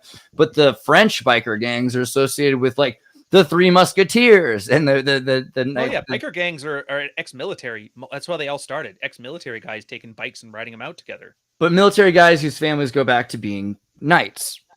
Well, most military guys are from like a military history, right? Right. Well, I mean, hopefully, I guess, yeah. If you're going to survive, you know. So I but are any of those? Sorry, go. Sorry, are any of those groups good guys? Like, do any of them actually? Because some of them even seem like they do. Like, we're told they're bad, but then they seem to have some kind of honest approach to stuff. Yeah, I imagine that a lot of biker gangs are good because they fight against abuse of children. I've seen a lot of biker gangs that focus on doing good. And I think the deal is that there's a part of society that's under... This is almost like our RCMP, or what it would have been 100 years ago. You know, like we have a group of people that are the Yakuza of the police. They're the cousins of the police that can do the things the police can't do. I mean, it's not cut and dry that perfect, but I think that that's kind of where it fits in the psychology of the biker. You know, it takes care of business that we can't take care of ourselves. Yeah. So, I mean, it's a system underneath the system. It's the thing that controls that regulates the black markets for federal or for you know, the government. The government doesn't get its hands dirty. The biker gangs do, or the mob does. Oh, so like Pinkertons, the modern Pinkertons. Look, instead of having like street gangs selling meth or crack or whatever, if you have a criminal organization doing it, then you have a regulated system. You can regulate it. You know. So here's a page worth reading about BZ, which I think BZ might have been what became, you know, Hoffman LaRoche lab did this, and they also built PCP, a number of other things. But quineuclidinyl benzylate, or BZ for short, was this airborne LSD alternative that the CIA was working on, or the American labs were working on. With BZ, Dr. Sim seems to have met his match. It zonked me for 3 days. I kept falling down, and the people at the lab assigned someone to follow me around with a mattress. I woke up from it after 3 days without a bruise. For his efforts, Sim received the Decoration of Exceptional Civilian Service and was cited for exposing himself to dangerous drugs at the risk of grave personal injury. According to Dr. Solomon Snyder, a lead psychopharmacologist at Johns Hopkins University, which conducted drug research for Chemical Corps, the Army's testing of LSD was just a sideshow compared to its use of BZ. Clinical studies with EA2277, the code number for BZ, were initiated at the Edgewood Arsenal in 1959 and continued until 1975. During this period, an estimated 2,800 soldiers were exposed to the super hallucinogen. A number of military personnel have since come forward claiming that they were never the same after the encounter with BZ. Robert Bowen, a former Air Force enlisted man, felt disoriented for several weeks after his exposure. Bowen said the drug produced a temporal feeling of insanity, but that he reacted less severely than the other test subjects. One paratrooper lost his all muscle control for a time and later seemed totally divorced from reality. The last time I saw him, said Bowen, he was taking a shower in his uniform and smoking a cigar. Yeah, so that's what they did with BZ. And so eventually they're like, okay, well, let's test this on the citizens. And, Johnny Cash, for instance, in the Folsom State Prison, you could get off on good behavior in Folsom or in the Atlanta prison by doing chemical tests for the government. So that was why that went that way. I mean, a lot of guys were musicians would get arrested or, just traveling guys. And then they would say, hey, you can get out of here. You can stay here longer. What do you want? And so then they would go crazy, because they were giving them not LSD, but because they were using John C. Lilly to reverse engineer it and to come up with even weirder drugs. Yikes. Get arrested for doing drugs and then like, oh yeah, we'll give you some more drugs. Here you go. Don't worry about it. You'll be back in no time. Yeah. No, thanks. Yeah, MK Ultra was hell. It was pretty crazy. Bernie, do you have anything that you would like to pull up? Do you have any thoughts you've been looking at this week? Well, you're talking earlier about Kanye being pulled in the media. They claimed he was crazy, then let him back. The same thing happened to Dave Chappelle, and they canceled the Chappelle show when he was highlighting too much of the social economic problems and divides within the community and the identical To escape to Africa situation. Right? He went down to Africa for like a year or something, right? They've always done that though, man. There was Cat Williams. They did that too. They did it to Martin Lawrence. They did it to Richard Pryor. They've always made the dudes that were the most outspoken look very label them crazy as quickly as possible whenever they Lenny Bruce. To the point Lenny of Bruce, kidnapping them essentially if they didn't comply. Right. Yeah. I mean, one way or the other. Yeah. They arrested Lenny Bruce. They arrested George Carlin. This has been something that's Dude, what did they do? Bill Hicks. What did they do to George Carlin? When did they arrested George Carlin? I don't even remember that one. Oh, they arrested him for saying the seven words you can't say on television. He got arrested for that. They went inside while he was performing. Someone reported to the police, and he got arrested on stage. In Wisconsin, of course. God, they eat people there. Some of them do, not all of them. Man, I don't know, but it's weird when you look at the list of all of these celebrities that are all working with the same people. Do you think that we're over connecting it? Like, hey, they were in movies together or something? No, or not at all. There's no such thing as coincidence, and all this right here is Illuminati confirmed. Like, look at this guy. Yeah, I mean, he looks like he could even just be a handler. No, listen to this. Harley Pasterak, Master of Science and Exercise, with an honors degree in kinesiology from the University of Western Ontario. Dude, Canadian mind control. Wait a minute, that's always Jordan Peterson's MK university. Canada. What?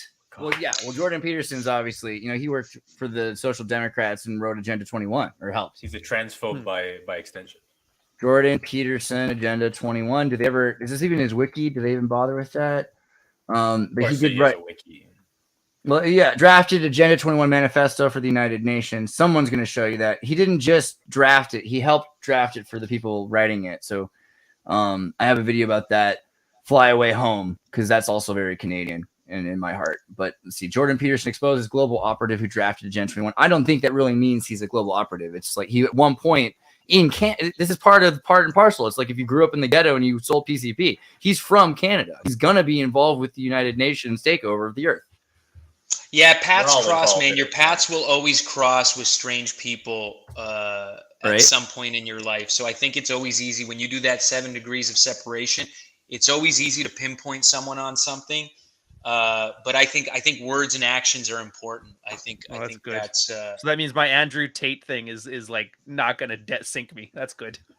No, man, because then think about it. Your Andrew Tate stuff's gonna line up with anybody who lines up with him, and then you're lined up with them automatically. It's you're done with, man.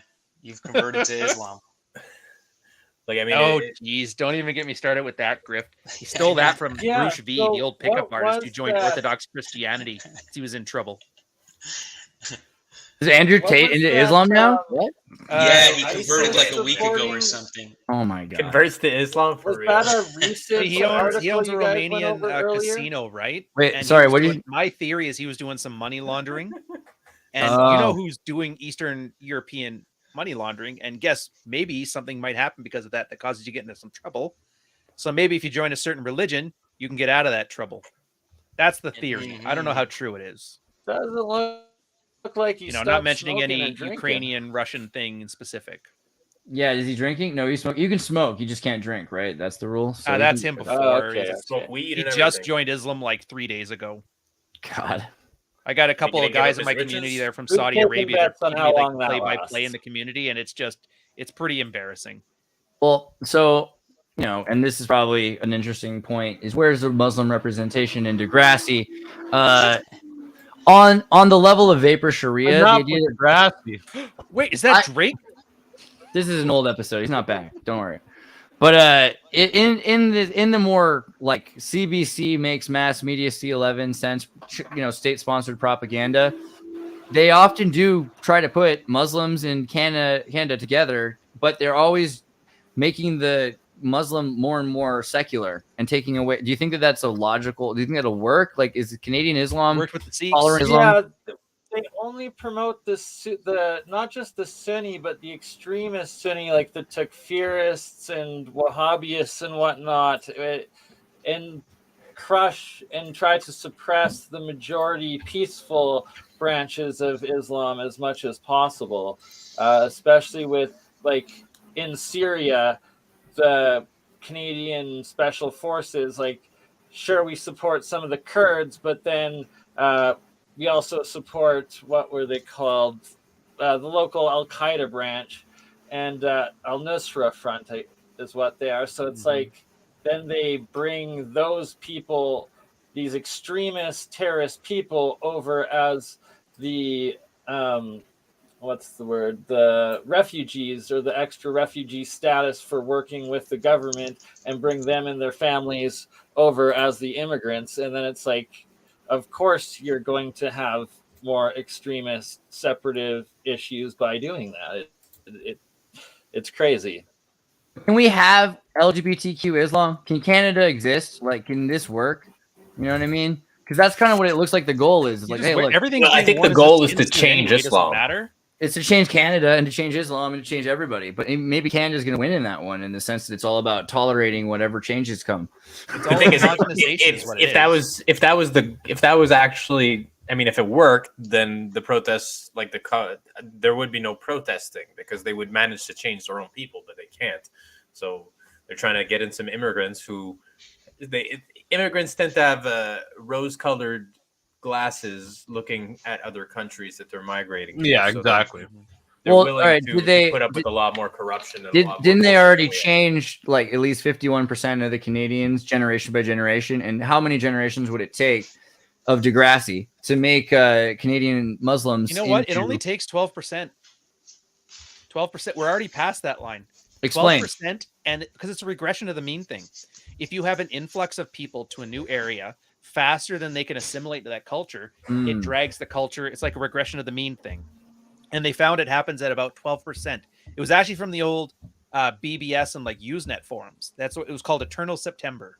And what they found is that during the beginning of the school year, all the new kids got internet, and then all of the culture from the communities just got watered down, and it became like very edgy internet, the stuff you know now. And so it turned out it was like a human thing, but we're well past the 12% mark for Canada anyway, and it's going to go faster. So, like, Canada's gone. It's accepted. It's over. I don't mean to sound pessimistic, but yeah, it's like even the Canada I grew up with, it's gone. It's not here. That's brutal. It's true. I mean, do you think there's any hope? Anybody? Kay, what do you think? Look, there's always hope. Things are going to change. That's all there is to it. And eventually we're all going to get homogenized, and there's no real stopping it unless we have an actual revolution. And since, we don't have real revolutions, we're going to get fake revolutions that they fabricate themselves and present themselves as the saviors. And that's just how it's going to keep going. So let's just do the nomad capitalist thing, man. Go to where you're treated best. It's really the only solution. Yeah. Well, the problem with that is globalism, right? That's true. We're running out of what do they say? Running out of the West. Exactly. Running out of places to hide. That's a bum. Bernie, I mean, if you've got any more subjects, and then you guys too, if there's anything you want to cover, we're about to end here, and we got last couple things. Anything you want to cover? Yeah, I sent something about Yuri Bezmenov, just something interesting to me. He was this. If you look at his, here, I'll send it again. He was, so if you go down to where his career is, he had a few interesting employers. If you go down his employers, there you go. No, at the top, sorry. At the top of his thing, right there where it says employers under years active. KGB, Whoa. CBC. The CBC and KGB. So he went, so he went from working with the KGB and then ended up on the Canadian Broadcast Corporation, talking to them and giving them advice. Yeah, man, interesting stuff about this guy. But he had this whole concept about a subversion. No, the whole point of the subversion, how you can infiltrate a country and fuck with its entire generation within, I think, like 2 decades or something. You can completely change them to believe anything you want them to believe. And then he kind of laid out what's been going on for the last 20 years through television, which was pretty interesting, man. When it comes down to the news and the television in general, kind of control. Is that in a book, Kevin, that he's written? It was a lecture in the 70s. No, man, he's got a bunch of interviews where you have his own words of him saying this stuff, and he talks about working with the CBC. It's really it's some very fascinating stuff. YouTube wiped most of his stuff off of their platform. I see a bunch here. It's an hour-long one here. I like that. I guess you can't kill it. 4 stages of ideological subversion, and you guys got to watch this. It sounds important. I'll see if I can get. Yeah, in 1984 of all the years too. I think I've seen this actually. I will put this in our MKCANADA Discord and the Tartary Xirtus Discord, so you guys can watch the whole thing. Is this him walking? Yeah, this is actually an epic interview of him. Like, he pretty much, people nowadays are like, oh, was he a time traveler? How did he know that? Just because of how accurate it turned out to be. Yeah, it sounds like he's like a Brezhnevinsky meets Edward Bernays kind of a thing, like the Century of the Self kind of literally thing. Just gonna say that, Xirtus. Like you literally just you read my mind on that one, buddy. Man, yeah, the amount of subversion in CBC, and I think I mentioned earlier Little Mosque on the Prairie, but it is brilliant. Like over 20 years, that's what I notice, is I see how quickly people can change. 2000 Canadian is the tug of war was further, and we've moved 20 years. People are a lot more like, it's okay. I'll put up with this. I've already been putting up for 20 years. Let me just worry about these lesser issues that I'm still worried about. And it's Fabian steps towards nothing. It's pretty brutal. Where was the thing I wanted to cover? There was the last thing here. Is it gone? Probably lost it. Doesn't really matter. I want to give a shout out to this guy right here. Let me pull up a Zoom. Kevin Soldo, right there. So you went and saw that. Smoking that weed. Tell me about that show. So you went and saw Kevin. Where was that? That was my birthday show. That was the first time I saw Kevin live, and he did my birthday, and I've been a huge fan ever since, man. Yeah, I remember one show I went to go see Kevin.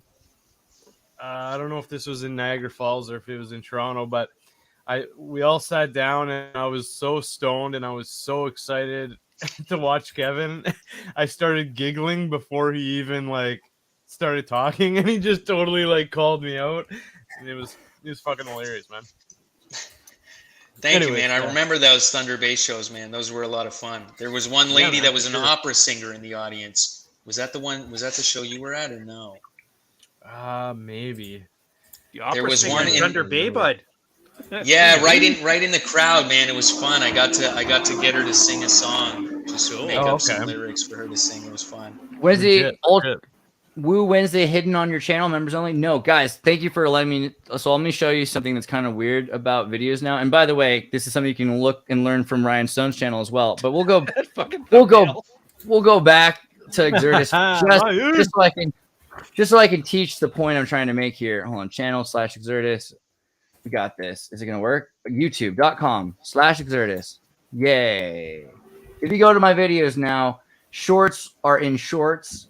Lives are in lives. Videos are in videos. In other words, if you go to I do live shows every day. They switched up the lives now on all the channels. They've recently done that, where it used to be under videos, and now anything that was live streamed now is only under live, and then anything you pre-recorded is under videos.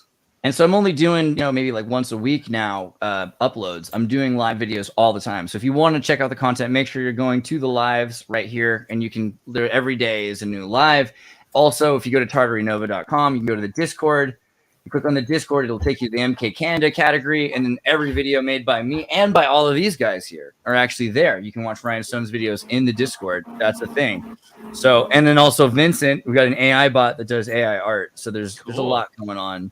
right there. But Ryan, I wanted to ask you before I just give you like a generalized plug, you know, like you've been working on a book and stuff. What have you been working on? What can we expect to see? Well, I'm back. Well, the book's almost out. It's kind of like the red pill stuff that nobody had talked about. The newest campaign I got, you see these 2 shorts plus the video here. Wait, where's that horrifying noise? I hope that's Vincent, your microphone's farting. Go ahead, Ryan. Sorry. So it's like her telling a story about a Tinder date and then the guy responding to it, basically like a Me Too accusation, and then my video breaking down like how you can learn not to be in that mistake yourself, kind of with like a 1970s cop drama vibe. This looks like it's gonna play be the fun. first 5 seconds. If you can do it with sound, it'll explain it all. I'm always about the visuals. Is it gonna let me do sound? It never lets me do sound. I don't. Card lets you do sound. Tinder date gone wrong. Yeah, you're missing out on a lot. There's a really great like Canadian unsolved mysteries music going on. Well, I'm finding out, a lot of guys, I'm 90s kid, so I remember I had like a lot of like rough years on the dating and stuff like that, and I learned a lot. Sister, brothers, friends, military time. And just a lot of guys now, they just don't have this experience and they're falling for stuff and getting like really into deep trouble. So it's really just me and then a bunch of guys like letting them know kind of the stuff your dad was supposed to tell you and they didn't. But I'm like, and then I add some vibes to it. So hopefully some guy avoids getting a Me Too accusation because he was just like awkward, socially awkward and a little autistic. Right. But I was like, guys don't deserve that. So it's like being the older brother. And then the chick talks is where I watch like the worst of the worst on TikTok and just laugh at it. It's like Ladies on Trampolines, the web series. And then the podcast Red Morning. This one is general sexual strategy, mostly for guys into relationships. I have a bunch of guests on. I just had Rollo Tomasi, and we brought up how the replication crisis and the inclusion of women in academic spaces might be correlated. Same thing with the rise of like consumer debt and that. So we put up some pretty interesting questions on this one. And this weekend, we're going to have Nick August, who is a startup founder and author. And we're probably going to be talking about a lot of stuff that has nothing to do with Red Pill, but it's good times. He's an awesome guy to talk to. That's epic. Yeah, you Red Pill, but you also Black Pill, you know, and a little bit of that bedazzled white like pill. All those pills are just dick riding. It was just guys just swapping notes. It was pickup artists that moved on from pickup and used the same like high rigor or high replication, low rigor environment to like solve other life problems. That's all it is. It's beautiful stuff. And so a ton of grifters. That's the problem. Make sure you click on the bell so you get all notifications, because otherwise you might miss out, and that would be a shame. He also does some fun streams. I can't just click on it from your stream channel. Whatever. That's on the second channel. They'll find that. If they like this one, they'll like that one too. Yeah, add it here somewhere for the crypto nerds. And then it's probably not a bad idea. Short fat otaku, good for you and all, but this is what I wanted to talk about for 30 seconds. Have you seen my buddy Ben Stewart's documentary about Canada, Ungrip? I have not. At an hour, 11 minutes, and 11 seconds, it is synchronistic. And he goes into all kinds of things about everything, you know, but my favorite is this interview he does with this guy who, I mean, he looks like that dude from ER, but also he's you see that. What was that movie called? That he's in Gotcha. I was from Revenge Nerds, to be honest with you. That's a good movie. I like Gotcha 1985 when he still had lots of good hair, and he like is a college student who goes to Czechoslovakia and he has to sneak across the East Berlin Wall, and this like putting microfilm in his bag, and it's like the best. It's the CIA movie for me. I think you guys would love it. Watch it. Gotcha. That's the Falcon and the Snowman was his friend there. God, it's a good movie. And you can only see it on like Daily Motion because you have to watch the cassette rip, and it's from like a PAL cassette instead of NTSC. Anyway, Ungrip. This guy, he moved out into the middle of this part of Canada. He proved that Canada didn't exist. It's actually called Turtle Island, and the ocean and the seas. Turtle Island. Yeah, and he told the government that he was a sovereign citizen, and this is the Canadian equivalent to sovereign citizenship. And he's doing well. I mean, he can drive around without a license and everything else, and cops seem to like. If they ever have to give him any trouble, he takes it to the court and they immediately drop it. So I recommend heavily, if you're a Canadian and you're interested in the Canadian equivalent to sovereign citizenship, studying Ungrip, because it's pretty interesting. Huh. Yeah. Yeah, can you send a link for that? That one I want to see. Yeah, dude, I'll put the link to Ungrip in the description for the video, and I will privately send you that as well. But everybody, just so you remember to type it in. Ungripped full-length documentary by the Elkton, and I'll put a link of it in the MK Ultra Discord as well. And send me that acid document. Somebody called Fundamental Films 420 has it uploaded too. Okay. Yeah, I mean, and Ryan, if you video, they might be uploading it and stealing his stuff. Ryan, if you have links to this stuff, go ahead and anytime you have interesting links, feel free to share or send them directly into the Discord, because you'll have a lot of people that are very interested specifically in these kinds of subjects. I'm such a Discord boomer, though. All right, I'll try. It is what it is. You know, the other thing is I have it set up that when I tweet, it automatically goes to the Discord. So every time, Ryan, you tweet, it is going to the Discord. So you don't have to worry about it. It's happening. Is it like ICQ at all? It's like BBS boards, bro. Come on, Yahoo Chat. Remember the days. But okay, Crypto Alchemist, Bernie, this is your channel. Is this right? It's smaller than you. Most of my videos are streams. Oh, see what they did? So now, guys, when they're trying to hide stuff from you, click on the live button. Boom, boom, boom, boom. Hundreds and hundreds of amazing videos right there. Oh my God. And so Bernie does a lot of really cool stuff. We're doing a joint stream on Mondays that are real science stream. He's got the Burn Eyes Alchemist special, which you can watch here. It's the same episode. And we're doing a bunch of other things. He's doing a bunch of other things too. So if you're interested in looking at scientists who are building coils to do anti-gravity in Canada, and John Hutchinson and some of the amazing scientists that are working in Canada to defeat the lies that NASA has taught us, Bernie's channel is the place to go. It's a great place. So make sure you're subscribed and click on the bell there. Dude, and then Divulgence. I also do a lot of Tartarian research and alternative history stuff with autodidactic channel Campbell as well. Oh, perfect, Bernie. I'm gonna get you on the show then to talk some Tartaria. Then. Yeah, and we're gonna have to soon. I want to talk to you about that, Bernie. I want to do a swap screen with autodidactic. Let's set something up. Maybe we'll do a Satar Day episode. And then Divulgence. Absolutely. If you haven't heard of Jordan, with them, it should work. Yeah, check out Divulgence, guys. I'm putting out the third part of my Stanley Kubrick special that me and Sean McCann did, and I'm going to send you guys an email about doing an episode on the trucker convoy. I'd like to get you guys together to talk about that. So, so be on the lookout for that, and please subscribe. Check me out on YouTube. I'm also on Rumble, Odyssey, BitChute, and the audio can be found pretty much anywhere you get your podcast. Yeah, you guys definitely want to check out Jordan's stuff. He does some really interesting, sobered is a funny word to use for Jordan, but it's true. Deep research, deep dives into important things. Novelists, you've had Gordon Ramsay. You've had some really important stuff that you've covered about the Maxwells. In general, all the things that you're covering. I can't wait till we get to go even deeper into Camp X. But guys, make sure you subscribe to Divulgence and click on the bell. And remember, next week is our Remembrance Day episode. So that's right. Next week is Remembrance Day. I almost forgot. Guys, remember Remembrance Day. Don't forget.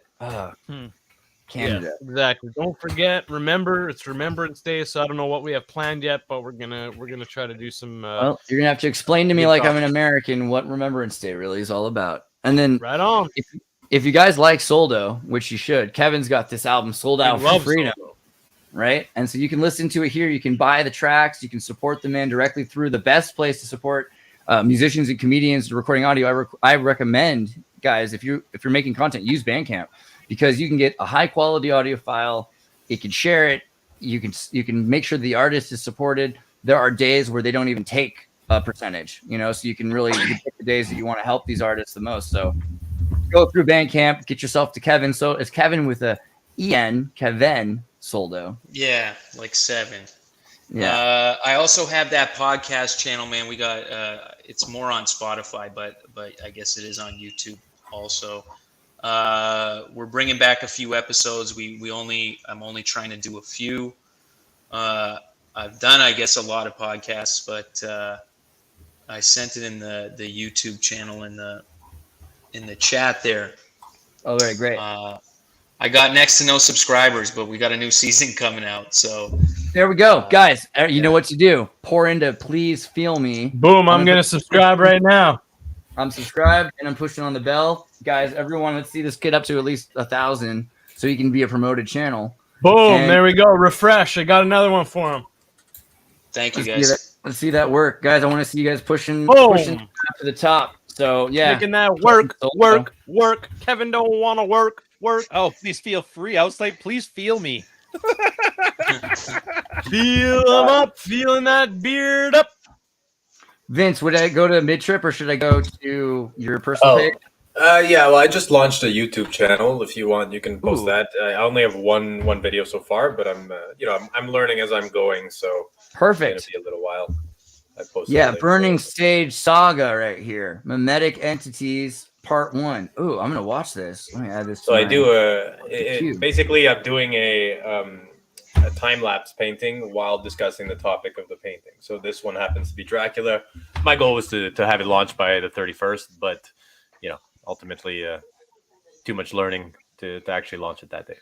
I'll put the description in the chat. Make sure everyone you go and subscribe to Burning Stage Saga as well. I like what we did here. It's not bad. Yeah. Well, and I mean, I love you guys. I love Canada. Is there anything you want to make sure you tell the world before we disappear? I'm not consenting to euthanasia. So if you hear that, you know it's a lie. Right, yeah. If any of us die in like a drugged out car crash, especially a golf cart like Randy Savage, or electric car, you know. Okay, here's what I'm gonna say. Opposing Justin Trudeau doesn't mean you're a Nazi. Ooh. All right. Sure. All right. I think. I'm not sure. And also, don't forget, stop voting. Pull all your money out of Canadian banks. Yeah, give it to them Mormons. Yeah, buy Mormon Bitcoin. Get into Maple Coin. Get into Maple Coin. Yeah. My man. And yeah, I think Joni Mitchell was technically punk. I think that's all I have to say about that. But if you think about it, it's true. All right. I love you guys. I'll see you next time. MK Canada. All right, guys. Peace and love. Canada is a country. Waves of people came to this country, were welcomed by the folks who have lived here for millennia, the First Nation. And built this society with waves of people fleeing religious persecution, fleeing tyranny, fleeing to try and build a better life for themselves here than they had back home.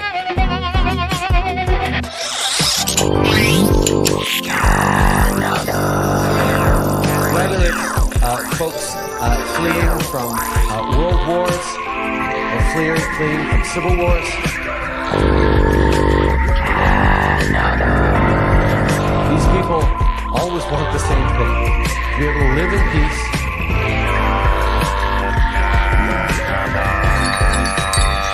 to raise their families, to create a better future for themselves and their communities. And that is what generation created this extraordinary diverse society we have. Now, Canada remains one of the only countries in the world where citizens are, by and large, positively kind. And one of the reasons we are that way is because Canadians have confidence in our